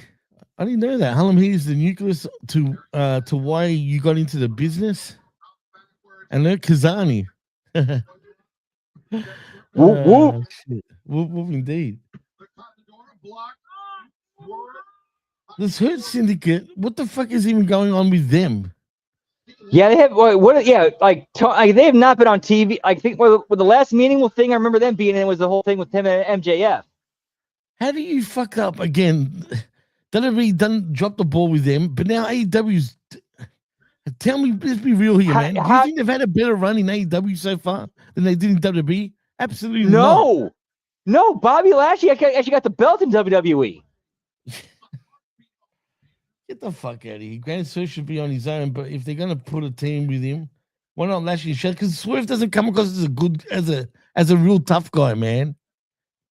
Like he just doesn't. Like he's a bitch boy compared to fucking Shelton, MVP, and fucking and Lashley. I don't know, man. I don't think he suits the group, in my opinion, personality wise. Especially after shitting on Booker T too, the way he did. I don't know, man. I'm pretty sure. I'm pretty sure. Like MVP, Bobby and Shelton, they're Booker T's their boy. Like I'm sure, like they didn't take too kindly to what he said. I don't know about that, but like I just don't think Swerve would fit the Hurt business or Hurt Syndicate, whatever you want to call it. I don't know, man. Like someone like a friggin' if what's his name was still around, as in Royce Keys, he would have been perfect for the Hurt Syndicate, right? But no, he's not. Now we got OTM, for example. Yeah, we got that new trio team on Raw. Yes, thank you, Hammer. Swerve? Hell no. Come on, man. He just doesn't suit the group. I don't know. Yeah, I agree with that, but he's probably better off on his own unless he had his own sort of crew going, But can you imagine Nana as well? It just doesn't suit the Hurt business, man. Yeah, Nana would not work in the Hurt. He just does not seem to. No, it clash with MVP as well. Like it just doesn't work. Like Shield 2.0. You mean? Yeah. I mean, he's a court jester. Dude, that's an incredibly accurate description. If you're talking about Chris Nana, yes, absolutely, court jester, yes. A royal fool. Whose house? I can't do it that well, but Prince Nana is cool, man. But it just wouldn't go with the Hurt Syndicate. It just wouldn't. No, yeah, he wouldn't. He's gonna come out freaking doing this shit like the whole time. Like, and then you see these excellents walking out in fine suits, being like, "Fuck's this dude hanging with us?" Todd, I agree with you. Why are they friggin' bringing in Kofi and Woods? Because it's Kofi and Woods. Simple as that. Even though they got all these guys they can utilize that they don't. They've got a bloated roster too, man. Yeah, but MVP would look down on that, if anything. Right. Yeah, they don't do pretty much anything with. It's just Tony doesn't know how to put a show together. It's just okay, what sounds good, and throw and put it together. Goody Mob's one of my faves of all time, bro. You don't like him? More Black Royal Fools? Oh, you're talking about the other guys.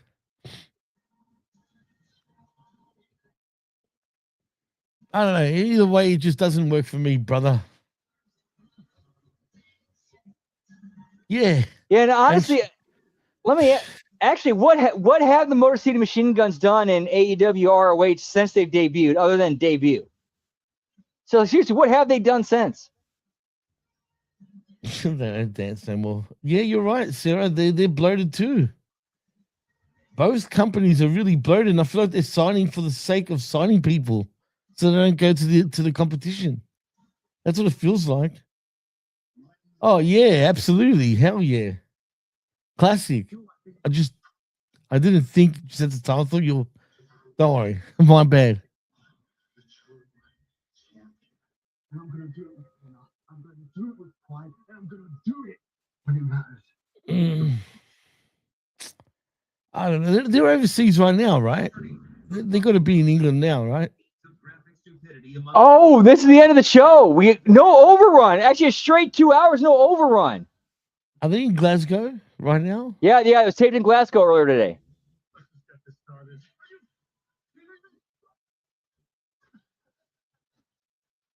Corbin was a waste of a signing. Cass, I can totally understand though, Sarah. But Corbin, I agree 100%. Todd, cool, I guess, but I couldn't care less. I mean, do we need another little guy getting over everyone else? Yeah, honestly, they do. I mean, I wouldn't be if their roster wasn't already bloated and they're still trying to find airtime for the guys that you already signed. Why bring in Dragunov? Man, because little guys are over in AEW, man. Then again, everyone works pretty unsafely in AEW. Why not add Dragunov? You know what I mean? Like, shit. Can you imagine? They just ended abruptly. Yeah, it did. It was that was the end of the show. I don't think he does because he wasn't released. His contract expired. Like what's his nuts? Tommaso Ciampa. As soon as his contract was up, he immediately signed with AEW. Debuted like a week or two later. What's going on with Gargano? There's all these rumors going around. Like, is he out of contract as well, or? I think he's still signed with WWE, but I don't know what's going on. Corbin, why do they even? And they reward Corbin with the United States Championship. He should have never gone over Trick, man. No, he shouldn't. Like that just derailed. That set Trick Williams back for no reason. Whose contract is coming up, by the way? Sarah. Oh, Bailey's another one. She'll definitely go to AEW. I think. Yeah, I could. She'll be good there though. Yeah, I could definitely. Yeah, her like do something with her and Monet because they clearly want to do something together over there. She's always there, to be honest, backstage. You know that she actually goes and visits quite frequently. Oh yeah, her and Monet are like literally like sisters. Oh yeah, absolutely. Geez, a lot of speculations going on in the chat. That's for sure. I agree with you, Rashida. It should have been Trick versus Mello, but they made Mello become so second rate compared to Trick. Like they're not even telling the story properly of their days in NXT. To be honest, they're just giving. Yeah, they're not bringing any of that. They're not bringing any. Yeah, exactly. They're not bringing any of that back up, which sucks. Like there's so much they could get out of that. Todd, you're right, but I'm going to give them the benefit of the doubt for now. For now, yeah. At this point in time, that ball has definitely been dropped. At this point in time, for sure. It hasn't been dropped; it's been fumbled. I'm going to say that because that's why I said I'm going to give him. I'm going to give him the benefit of the doubt just to see where they're going with that. You know, they can still pick that ball back up and run with it, but for right now, it's not in his hands. Like I said, I want to see where they're going to go with it, man. That's all that matters, you know.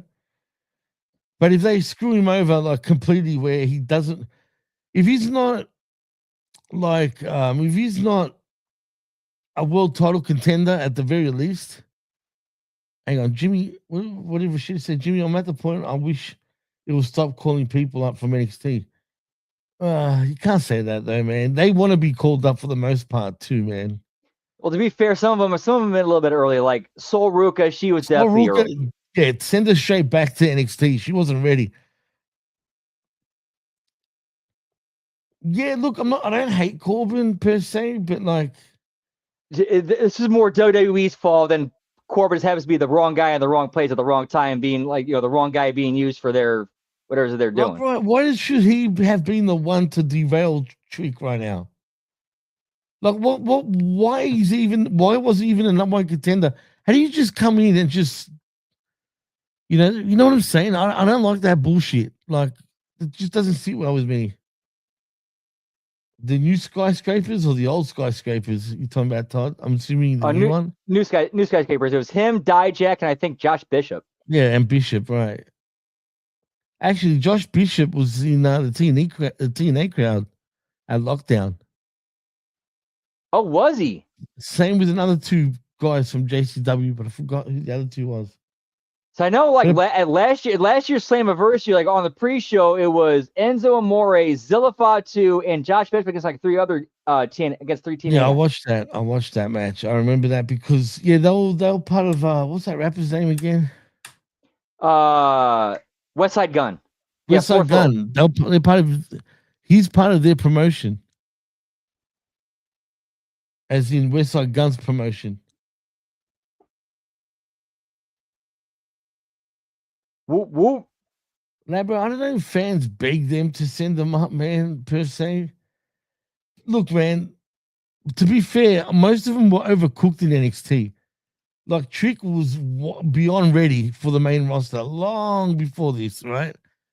I disagree. I kind of disagree. I think the Trick, dude, when they put the TNA belt on him and he was appearing on both shows week in and week out, I think that was where I think him being the TNA champion and carrying that brand along with NXT and then also NXT stuff, I think that was where it kind of clicked with him. I think that was where he found himself. I remember watching that and seeing like him as TNA champion, as NXT champion towards the end of that. Okay, he did need that because he came to the main roster much better. I think he became the main roster much better because of that extra time with that TNA title run. But that's my point. Either way, he was overcooked in NXT.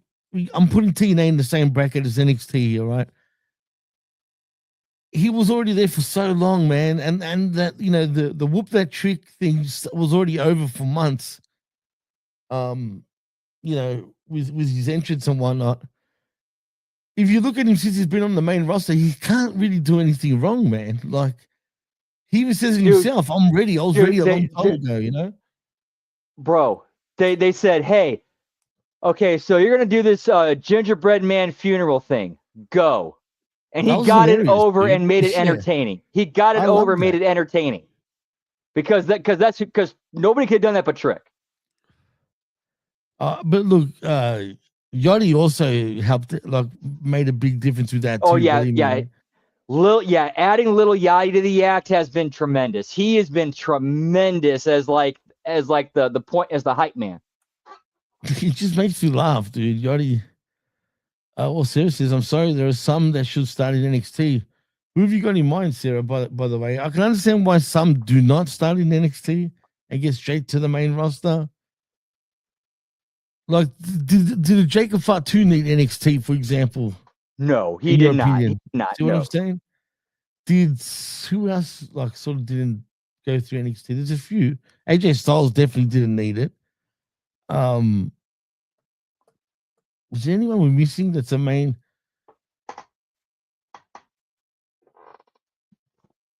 Oh man, I forgot. There's a few, man. I just can't think right now. But we can talk about this all day, as we should. Don't get me wrong, but who's green in the ring? Who are you talking about, lad, Brett? Who are you calling green? I think it's their the conversation they're having. I know, but also what Sarah said before as well.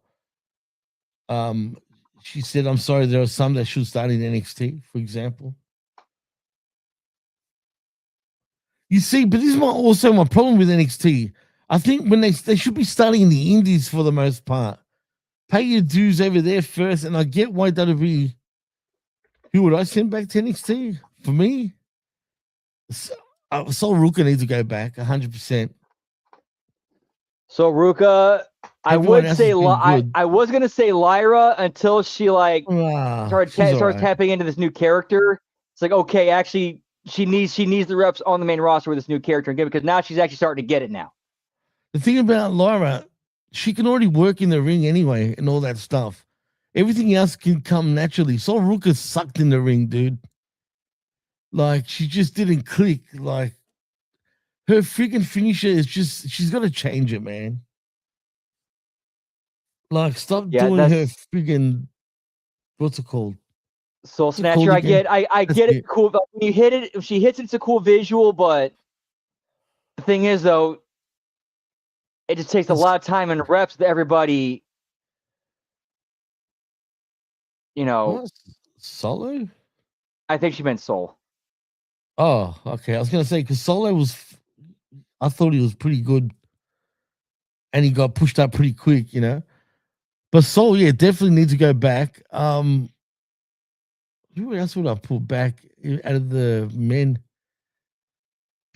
Everybody that's come up has been pretty good except for Soul, to be honest. I hate to say it. Everyone else has pretty much hit it at the park when you think about it. Kiana James, would you send them back? Kiana, I think, is good, man. I think she hasn't been allowed to like open up as much yet.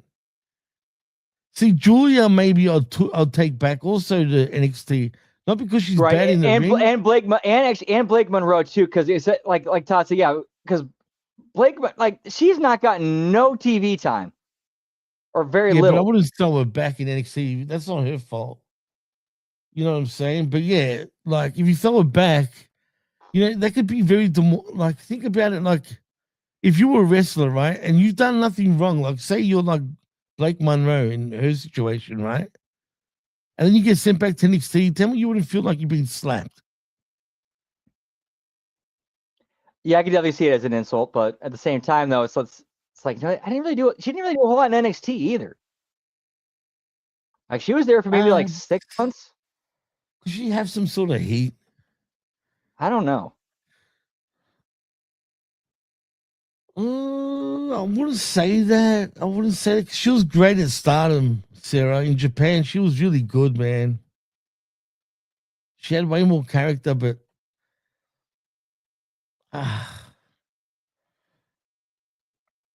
Austin Theory, nah, I wouldn't put him in NXT. I think he's a lot better than people give him credit for, man. For me, everything else I agree with, but Austin Theory.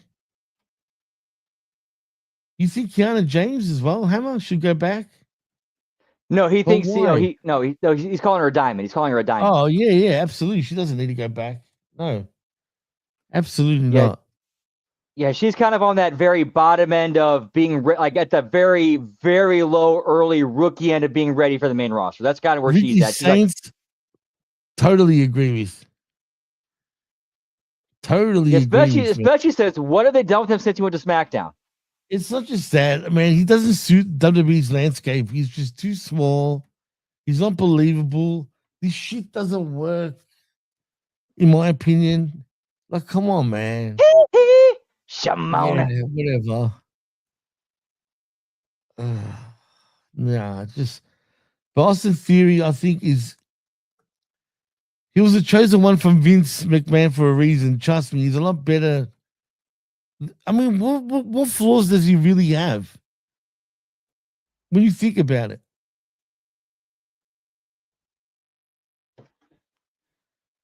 Does he really have flaws? I mean, he's a good talker, right? He can work in the ring. I mean, what do you want, like, really from him, you know?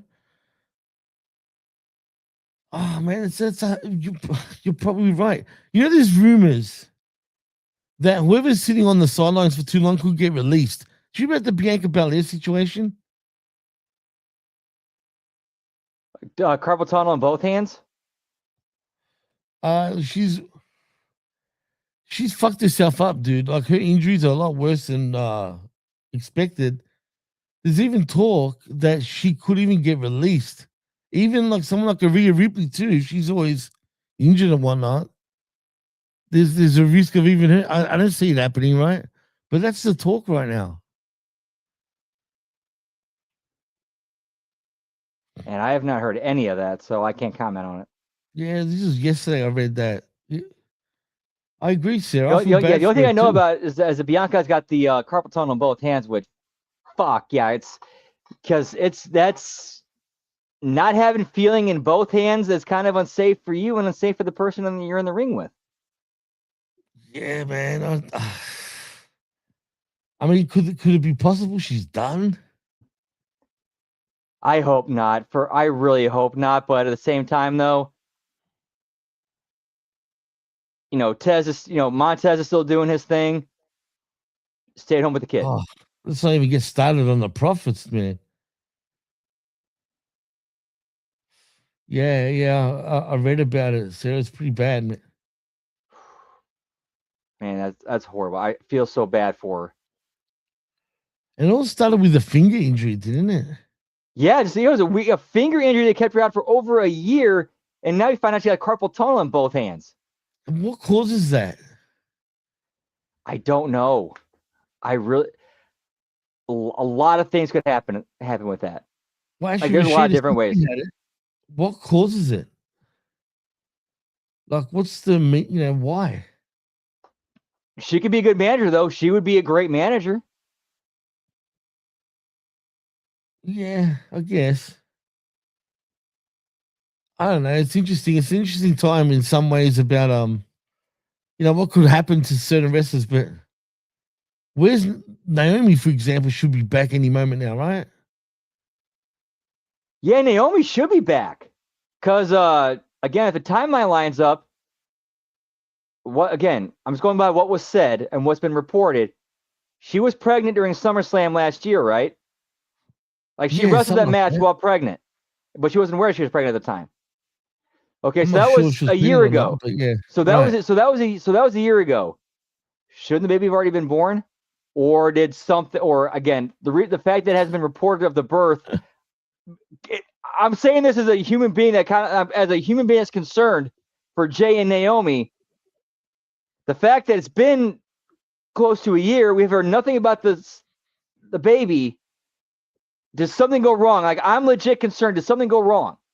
No, the baby's been born. But I'm laughing at Todd's comment. Yeah, that was. I was thinking that I didn't want to say. That's why I said, there's ways that happens. Is that true though? Like, yes, that is true. That is very true. You can, as a shoot, that is a shoot. You can get carpal tunnel from jerking off too much. That's a shoot. Okay. Which, at least in Bianca's case, I don't think that would really affect her. Well, do you get where I'm going with that? It could affect her. If there's too much irking and jerking going on, if you get my drift. I don't know, man. I don't know, but it's odd. It's odd, Todd. Not to make it rhyme, but yeah. That's what I'm saying. That's what I mean. Yeah, but there's let's just say there's other jobs that she can do besides, using the hands. Okay, thank you, Dan. Okay, cool. Okay, cool. Thank you, Dan. Thank you. I already knew that. Dan is okay. I legit did not know that. Yeah, that's why I said to you. Okay. Okay, cool. Good to hear. Yeah, I legit had not heard anything, so I was like, "Oh shit, is something wrong?" They had a boy. Okay, cool. But he was premature though. Yeah, and that's another issue. If you notice, a lot of the women, which is nothing wrong with that, but a lot of the female wrestlers now are coming out saying they want to be mothers around the same time, man, which is not good for business per se either. Not good for business, but honestly, when it comes to that sort of thing, fuck business. Family's more important. Right, absolutely. But I'm talking about creating a family here now. Not before you got a whole family. You feel me?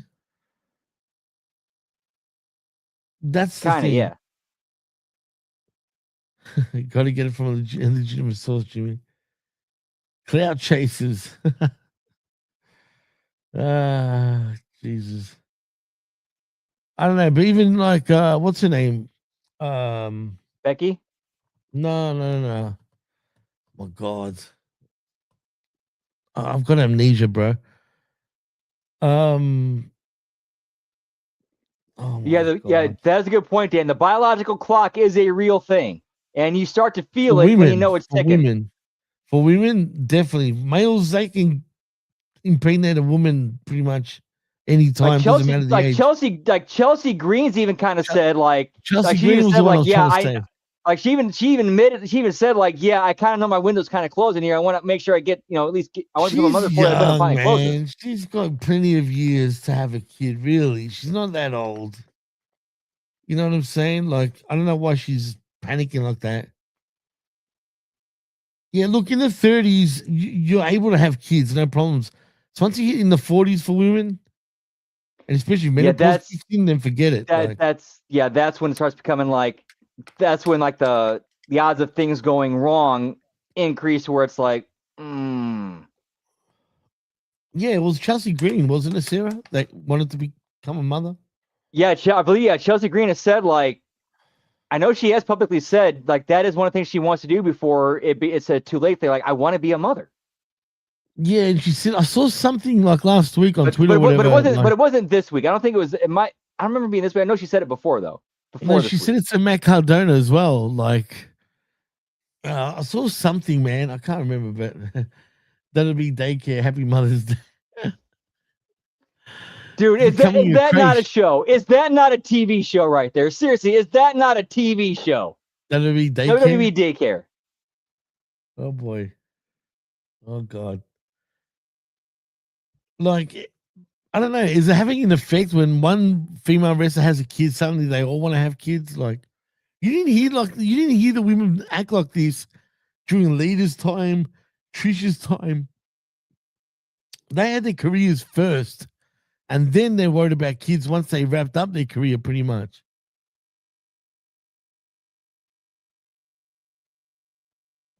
Yeah, that is true. That Exactly, again, Sarah. different times. It There's is nothing different wrong times. with having kids in the 30s. It's once No, you hit not your at all. 40s. Absolutely not at all. No, nothing wrong with that. Do you think having kids in your 40s is too young? I mean, too old these days? No, not at all. No. You don't think so? As long as as long as there's no complications and everyone comes out healthy, it's all good. Yeah, it's just like my mom had me when she was 18, man. Funny enough, my mom's only 18 years older than me. How weird. 21 here. Your mom had you at 21? Mm-hmm. There you go. Mom got married at 16, had me at 18. Crazy times, bro.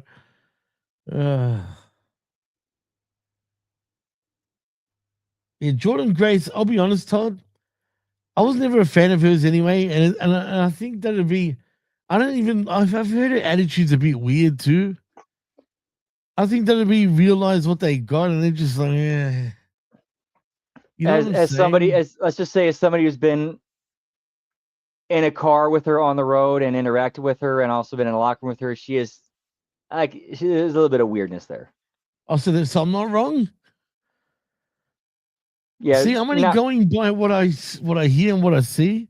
But you're telling me that if you've seen her, like, and spent time with her, and you're telling me there's a bit of weirdness to her, then there you go. Yeah, I think there's more to that, Sarah.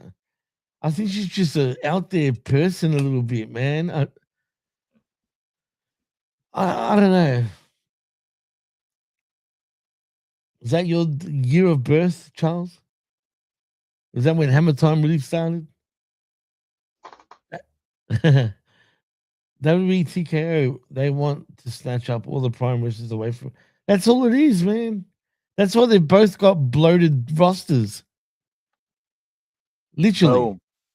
Because they just want to sign everybody so they don't sign with the competition. I think it has, but still weird. They've done nothing with it. Yeah. I know, Todd, but what do you do with it? Really? What do you do with it? You got girls like Jade Cargill. You got women like friggin' Mummy. You know, you've got Lash Legend. Compare her Yeah. to all these three women, and she's a muscle chick. She's nothing like she's way smaller than all three of them. She's just doesn't have that specimen look like the other three do. Even though she's a big chick, don't get me wrong. But she's too roided up, man. Like it just You doesn't know, she suit used a to do. woman. You know, she did like the big Mama Pump gimmick, and there was one time where her, Petey Williams, and Scott Steiner tagged together or did something together. Like I know there's a picture of the three of them together wearing the chainmail and sunglasses together. They didn't tag together. That was just a thing. That was just Okay. like like being fanboys, pretty much. She was being a fangirl, if anything. Well, what if they sent her to AAA, and then once Scott Steiner's son finally gets released from the NFL because he's kind of a ticking time bomb from what we've seen so far. Well, he said he's gonna do wrestling. He's looking forward to like pretty much leaving the NFL. Is he even a decent player? I don't know. I haven't watched.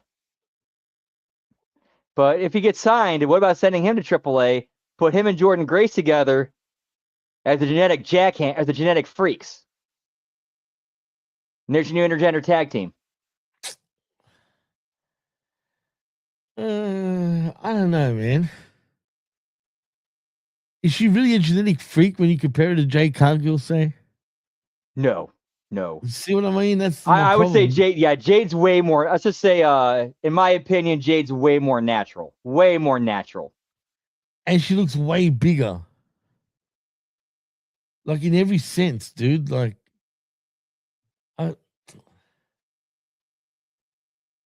yeah, that could happen as well, man. Well, apparently TKO starting to get sick of all these wrestlers that are doing nothing. And then in their eyes, if they're not going to do shit, then why are we paying these people? So even if Bianca gets released, that doesn't mean they won't rehire her once she's better again. Do you get me? It's That just is to take true. her off the books for now. Why continue paying her, That's how they look at it. I can see that. Phoenix and Penta are going to cook. Phoenix, I'm worried about. Penta's cooking for sure. But I wouldn't be surprised if Phoenix even gets future endeavored. I mean, what are they really doing with Phoenix other than AAA? I doubt they're going to future endeavor. If anything, let's keep him in AAA. If anything, because they know he's a draw there and he can make the money. At least there. But I think that's not what they signed him for, though. When you think about it, man, you know what I'm saying? Like, he was a big profile, it was a high profile signing. And let's be honest, I'm sure they look at it as AAA being a set. Even though it's great, it's a step back, man. Honestly, you know what? I don't know how many talent. Honestly, I'm gonna push back a little bit on that. I'm actually kind of wondering how many talent would look at that as a step back and more like, okay, now I have more creative freedom to work and do what I want to do and have fun while still getting a paycheck from WWE. That doesn't matter though, because you look at it, right? One is on YouTube. The others are on worldwide television. Yeah, YouTube's worldwide. Don't get me wrong. It's not the same thing though. Here's the thing though. It's only on YouTube in places that don't have a TV deal in. Like for example, they have a huge AAA's they got a pretty they actually several months ago they signed a pretty big TV deal with like Fox Latin America. That's where they regularly that's their main air But what's the ratings, WWE that I don't know. But when it comes to WWE, let's just say WWE on USA or Raw, I say Raw on USA back in the day. That's the equivalent of the deal that AAA's got at Mexico and the rest of Latin America. Well, Sirius says AAA is on Fox. They're on a Fox affiliate. Yeah, in Mexico, Latin and Central America, AAA is on a Fox network. All right, well then let me go back again.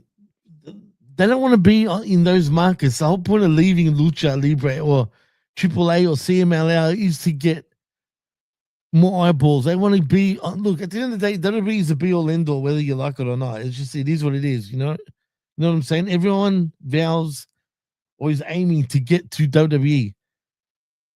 You left your own you left Mexico to go more mainstream, only to go back to Mexico. I just don't think it would sit well with a lot of them. Dude, Sarah brings up a great Sarah brings up a great point. Damian Priest is heading to AAA. Well, that'll do well for him because he's sort of rotting on the main roster right now. Yeah, and him being there would be good. Oh yeah, dude, that would be a great swerve. That would be a great swerve. Damian Priest is the new leader, is the leader of Los Perros del Mal. That would be great.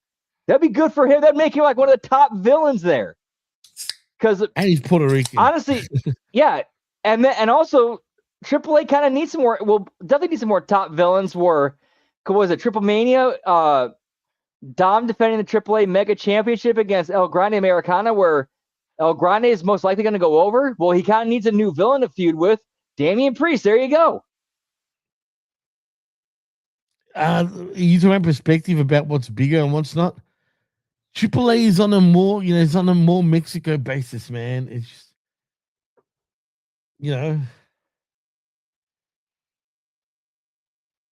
what? I actually think Phoenix will be made. Penta getting the title shots if Phoenix joins Penta. I think he said mad. I think he's saying mad. Yeah, thank you. Oh, mad. Why do you know that? Yeah, I can see that happening too. Yeah, Ray Phoenix heel turn. Whoop, whoop. And turn on his brother. I've always been in your shadow. Why not? We gotta do something. We gotta inject some heat. It's been we just seen a lot of too many safe plays, keeping it simple, keeping it basic. No, let's shake things up. Let's do things differently. Let's get creative, pal. What's creative? Not doing what we've been doing the last 5 years. You know what? I wouldn't say 5 years. There was a point like about 3 years ago where the product was pretty decent. Lunch Brothers back. The talents all want to be on the main show, man. I guarantee you that, Todd. Come on, man. I don't know. I really don't know because I could see people being like, okay, bullshit. If you're a wrestler and you don't want to be on the main fucking show, then why the fuck are you in this business? Why would they leave in the first place? Like, to me, that just doesn't make sense. I will raise my right hand right here and have no problem saying, bro, if by some grace of God or whatever, something happens where I end up getting signed and get to work, and I might appear on a actual WWE show every once in a while, like a crossover thing, but mainly AAA. These guys want to make money. It's all, pro wrestling is all about money too. Like, you're not making nowhere near as much money in AAA compared to main roster, dude. Okay, true, not as much money, but is it bad money? No, it's not. I don't know what the pay rate is in AAA, especially before WWE.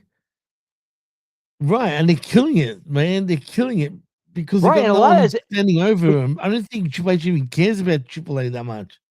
Yeah, it's basically like letting Undertaker, Borash, Conan, Dorian, and I think Chavo Guerrero Jr. and that team. They're just they don't have a lot of corporate oversight over them, and they're free to kind of do their thing. That's why it's been such a good show. Todd, I agree with what you're saying, but what's the point about revigorating your career when no one's really watching you? Dude. Kaiser, El Grande Americano. That's where he did it. Yeah, but we'll see what's happened to him really now. He's a top babyface of that promotion. In Mexico, right. But on the main roster, he's just a nobody now. Like, really? He's become like a nobody. Like, I don't know, man. I think they do cross over quite frequently, personally. Honestly, I'm saying that this is me, Brandon Stransky, the man speaking personally. If I got a steady gig with AAA, worked regularly, got paid, I'm cool if I never make it to the main roster. I'm totally cool with that. Would I love to go up there and do and try to get up there and make even more and get more TV time? Sure, but if I don't, I'm good here. I'm totally good here for the rest of my career.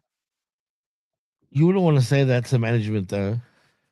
No, I wouldn't say that to him directly, but internally, me, at least for my expectations, as long as I'm working in wrestling, I'm getting to have fun and wrestle and do storylines and angles that I enjoy having fun with, and while getting paid a steady paycheck and making a good living, I'm cool with that. I am totally cool with that. Do I aspire for more? Sure, absolutely.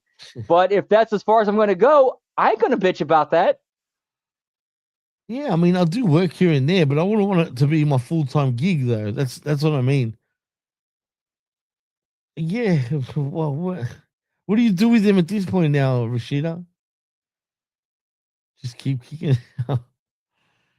The higher you go, like the further away from WWE you go, the more fucking kicking outs there are, dude. Think about it. You can go as far away as you want, and you're still gonna see that shit.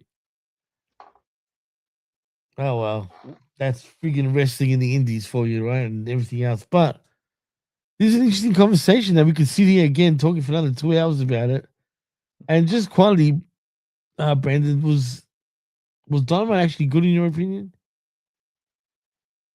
In my opinion, I just felt like a paint by numbers, just go home. Okay, it didn't feel like a go home show for their WrestleMania.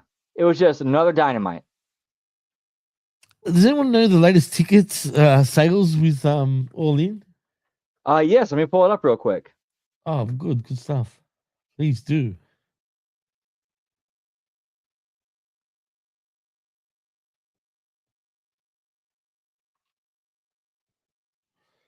All right, as of 2 hours ago, with their current setup of 45, 778, they distributed 43, 585 in a venue that holds 93, 556.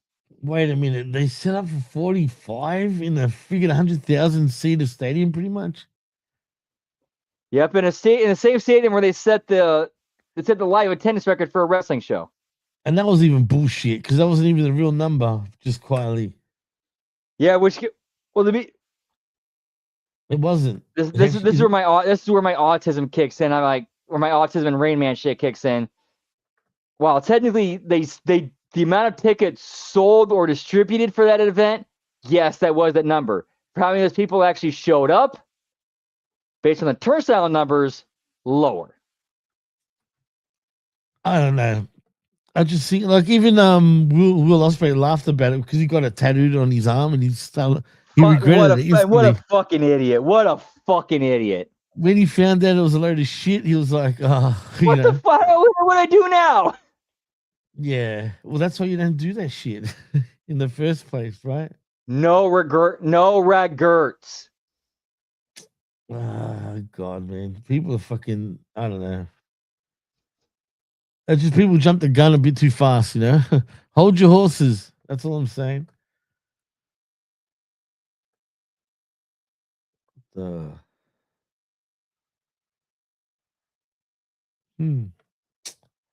Just seeing something.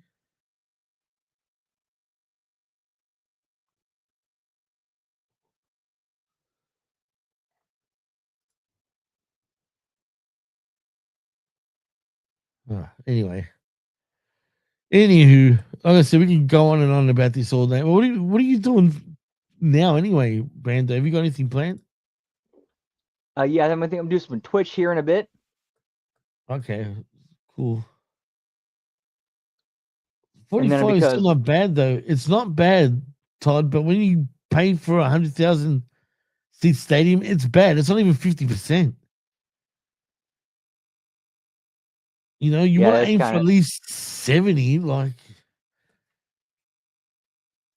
you know, and it's only gone lower. This is another thing that trips me out about AEW. Ever since they debuted that, It's been the law of diminishing returns. Law of diminishing like returns it's never going fails. down and going down and going down. So why do you continue doing that? What does that says? Oh yeah, I know. Look at me. It's true. I don't know about more than a WWE ring mat. I mean, they've got quite a few, but still. No, I will not bow to any sponsor. Pulling Doritos Hey. out. Actually, really, to be honest, there's only 2 sponsors. Actually, 3, 4, 5. It's quite a bit. Are we counting the Nike hat too? No, well, not really, but anyway. Hey, but this is a Ferrari Formula One friggin' hoodie, man. Come on, give me a break. I think I got Shell on the back too, or something like that. I don't know, man. There's Shell, there's all sorts of shit. But that is hilarious, Brad. You're a character for sure. Actually, no, Shell's down here. There it is. There's more. No, the hat doesn't count. All right, come on. It's just I'm just trying to be color coordinated. It is a piece of clothing that rests on your body. It counts. The brand is Nike, but it's like come on. I'll sell it any day, pal. People hell out. People do things just so they can get paid, and that's just sad. But the problem is I'm not getting paid to be wearing this shit. That's the thing. God, you guys. Oh, come on, guys. God damn it, you're all turning on me now over the over the sponsors. You guys are funny, man. Straight up, like that's it. Can never wear anything like that. See, if I wear a friggin' sports so when are you debuting for NASCAR, you look like one of their drivers. Ferrari don't do NASCAR, brother. All right. Please, Ferrari would roll their eyes at NASCAR 100%. 100%. That is true. That is true. They would. This is Formula One, what I'm wearing. Drago was giving when me you, shit. when you're driving for Formula One, pal. Hey, I wish. I could get slimmer. Oh, yeah. Hey. Yeah, they do F1. This is the F1, Sarah. Hoodie. This is from the F1. I've even got a jacket as well. They only do F1. I don't think they do anything else except for Le Mans and shit like that. But Ferrari suck now anyway. This show's brought to you by Jimmy T. Is it brought to you by me or is it brought by everyone else? Jimmy T sold out to Jimmy Johns. He's now Jimmy J, pal. Jimmy Johns. That's Brock Lesnar, dude. Isn't he it did. a sandwich joint, Jimmy Johns? Yeah, he had the G. He had, on his ties. He had the even when he returned back in 2012 or even back in UFC, he had the Jimmy Johns logo on his hands because that was a private. Yeah, because that was a private sponsorship that he inked with them, between him and them, and carried over. That's why before he returned to WWE. That's why he was allowed to keep it. Yep. No. Yeah. This is a per sponsor deal between me and them. Y'all shit ain't got nothing to do with this. Really, WWE wrestlers or any wrestler, right? Because they're independent contractors, right? They should be allowed to have any sort of sponsor if they want to. Agreed. But agreed. 100% agreed. Yes. Whatever business deal, whatever private business deals they make to promote their brand is their business, and if WWE has a problem with it, fuck them. But the problem with that is they pick and choose. Like when CM Punk wanted to do it, they said no, even though Brock was doing it. What's his name? Well, at least it's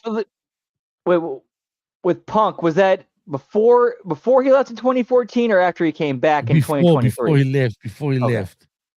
Yeah, that's when they're still on their bullshit back then. Mind you, he's the one apparently that came up with that idea about wrestlers having sponsors, and then he sees Brock Lesnar coming out with sponsors, and straight away he thought, oh, they're doing this on purpose just to put heat on him, The Pontiacs. For sure. Well, you guys used to love Le Mans back in the day? Just quietly, I mean, they're talking about freaking Le Mans before. How do you race for 24 hours, huh, Labra? You are feces. You are feces. Quote Father Bronson. Whoop, whoop. Yeah. Father Bronson. Bronsoff. I'm actually looking forward to that, though. Lunacy. Where are they this week? Where are they doing the show? That's a good question. I don't know. The only thing they better be careful because when we watch their live stuff, like for example, Bloody Mania,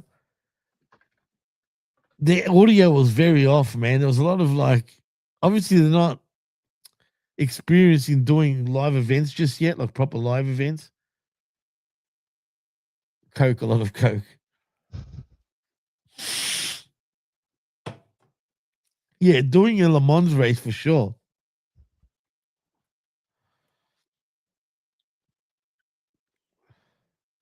That is true. Give me corporate man Punk, pal. Man, I hate hearing that too, man. Sold out. I guess, you know what, really, when he sold out, when he had to go and apologize to Saudi, that was really the selling out part. Yeah, in my opinion. Yeah, that was a sellout. We're apologizing. And honestly, when he criticized Miz, he was not wrong. He was absolutely not wrong when he made that criticism. It's true. Well, because he's got to kiss the ring. No, but it's pretty obvious. We get the gist. He pretty much explained it. Was on the Ariel Hawani podcast where he said it the first time. Something like that. I'm pretty sure it was. Yeah, it was Ariel Hawani. If you haven't already, Rashida, go and watch the Ariel Hawani interview with CM Punk. He pretty much alludes to what happened exactly. So all I know is Kenny Omega saved the dog, as in Larry. With all the commotion going on. And honestly, Lab Rat, when heel John Cena did the reverse pipe bomb promo on Punk and called him a capitalist, I popped for that because that is true. Yeah, but you think is Cena really that much different? No, he's not. Cena's right. Here's the difference, though. Here's the difference between Punk and Cena. Cena never pretended he was counterculture. Like, no, I am this dude. He's nothing like a counterculture type of dude anyway, let's be real. But yeah, Cena never tried to present himself as underground counterculture progressive, whereas Punk has always done that, and it's like, nah, dude, you're about that buck. He's always been about that buck too. Rashida, please watch it, man. You're gonna enjoy it. Actually, it's pretty good, pretty eye-opening. I mean, he spills the beans about a lot of shit. Look, he's not as outspoken as he used to be. I think deep down, when the way he left WWE was on bad terms, of course, but I think he started resenting WWE and pro wrestling in general is because he loved it so much. To the point where he was like, which I can't watch it. And to a personal level, on a personal level, I totally get and understand that because I've gone through that thing. I love professional wrestling and seeing just what it's turned into. Yeah, I take it personally. I totally get where he's coming from on that. I mean, how do you evolve pro wrestling these days, you think? Honestly, going back to basics. In a weird way, to evolve, they have to go back to what brought them to the dance. But will the fans allow that? That's another thing. Remember, everyone's got short freaking attention spans, man. Depending, honestly, if it's depending on what kind of fans they are, fuck them. It's true. I mean, everyone's toxic anyway, regardless these days. So why can't we just love pro wrestling? I'm a fan of wrestling, not just particular companies, man. Yeah, WWE will always be my home base per se, right? Because that's what I grew up on first, Dude, I grew up. The first time I started watching wrestling was early 2000, the tail end of the Attitude Era, when WCW was just the war was over. They were just getting crushed every week up until a year later when they got bought out. But then I started watching more older stuff. I started branching out into TNA. I started watching old school, NWA, old WCW stuff. and seeing like in the territory wrestling, oh shit, this is amazing. So you just binged on everything like once you started? I'm surprised you started in the early 2000s, man. Yeah, like one of my first memories when I first started watching wrestling, the Raw the night after No Way Out 2000. Remember Mick Foley and Triple H in the Hell in a Cell? Right, One of my earliest memories was there's a segment on there because at the pay-per-view, something happened where the APA, the Acolytes, got paid off by Terry to be her protection and security, and they end up fucking over the Hardy Boys. So the next night on Raw, there's a scene where the Hardy Boys enter APA's office, confront them, and they flip their card table and they start brawling. Even that didn't make sense at the time, man. I mean, really, you can shit on the Attitude Era with a lot of things too, man. And I'm just thinking about it. Like, I so want to do those shows again, though. I want to rewatch them, just see if my perspective has changed at all. My condolences again, Todd. What do you say?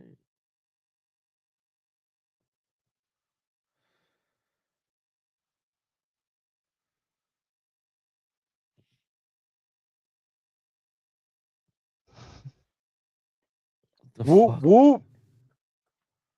Why can't? Oh, there you are. That's right. Are you gonna jump on Twitch right now? Or you Yeah, want to stay here and chit chat still? It actually is getting kind of late, and this is a good spot to call it. All right. Well, take us out of here, Brando. All right. So coming up the rest of this week, tomorrow we have the Friday Locker Room. We have the TNA Impact Watch Along and Bell Count. And then on Friday, we have the SmackDown Watch Along and Bell Count. Followed up with Saturday, we're going to be doing a live Lunacy Watch Along, which may or may not end up turning into just a live Insanity as well, with it, playing live. We'll work that out.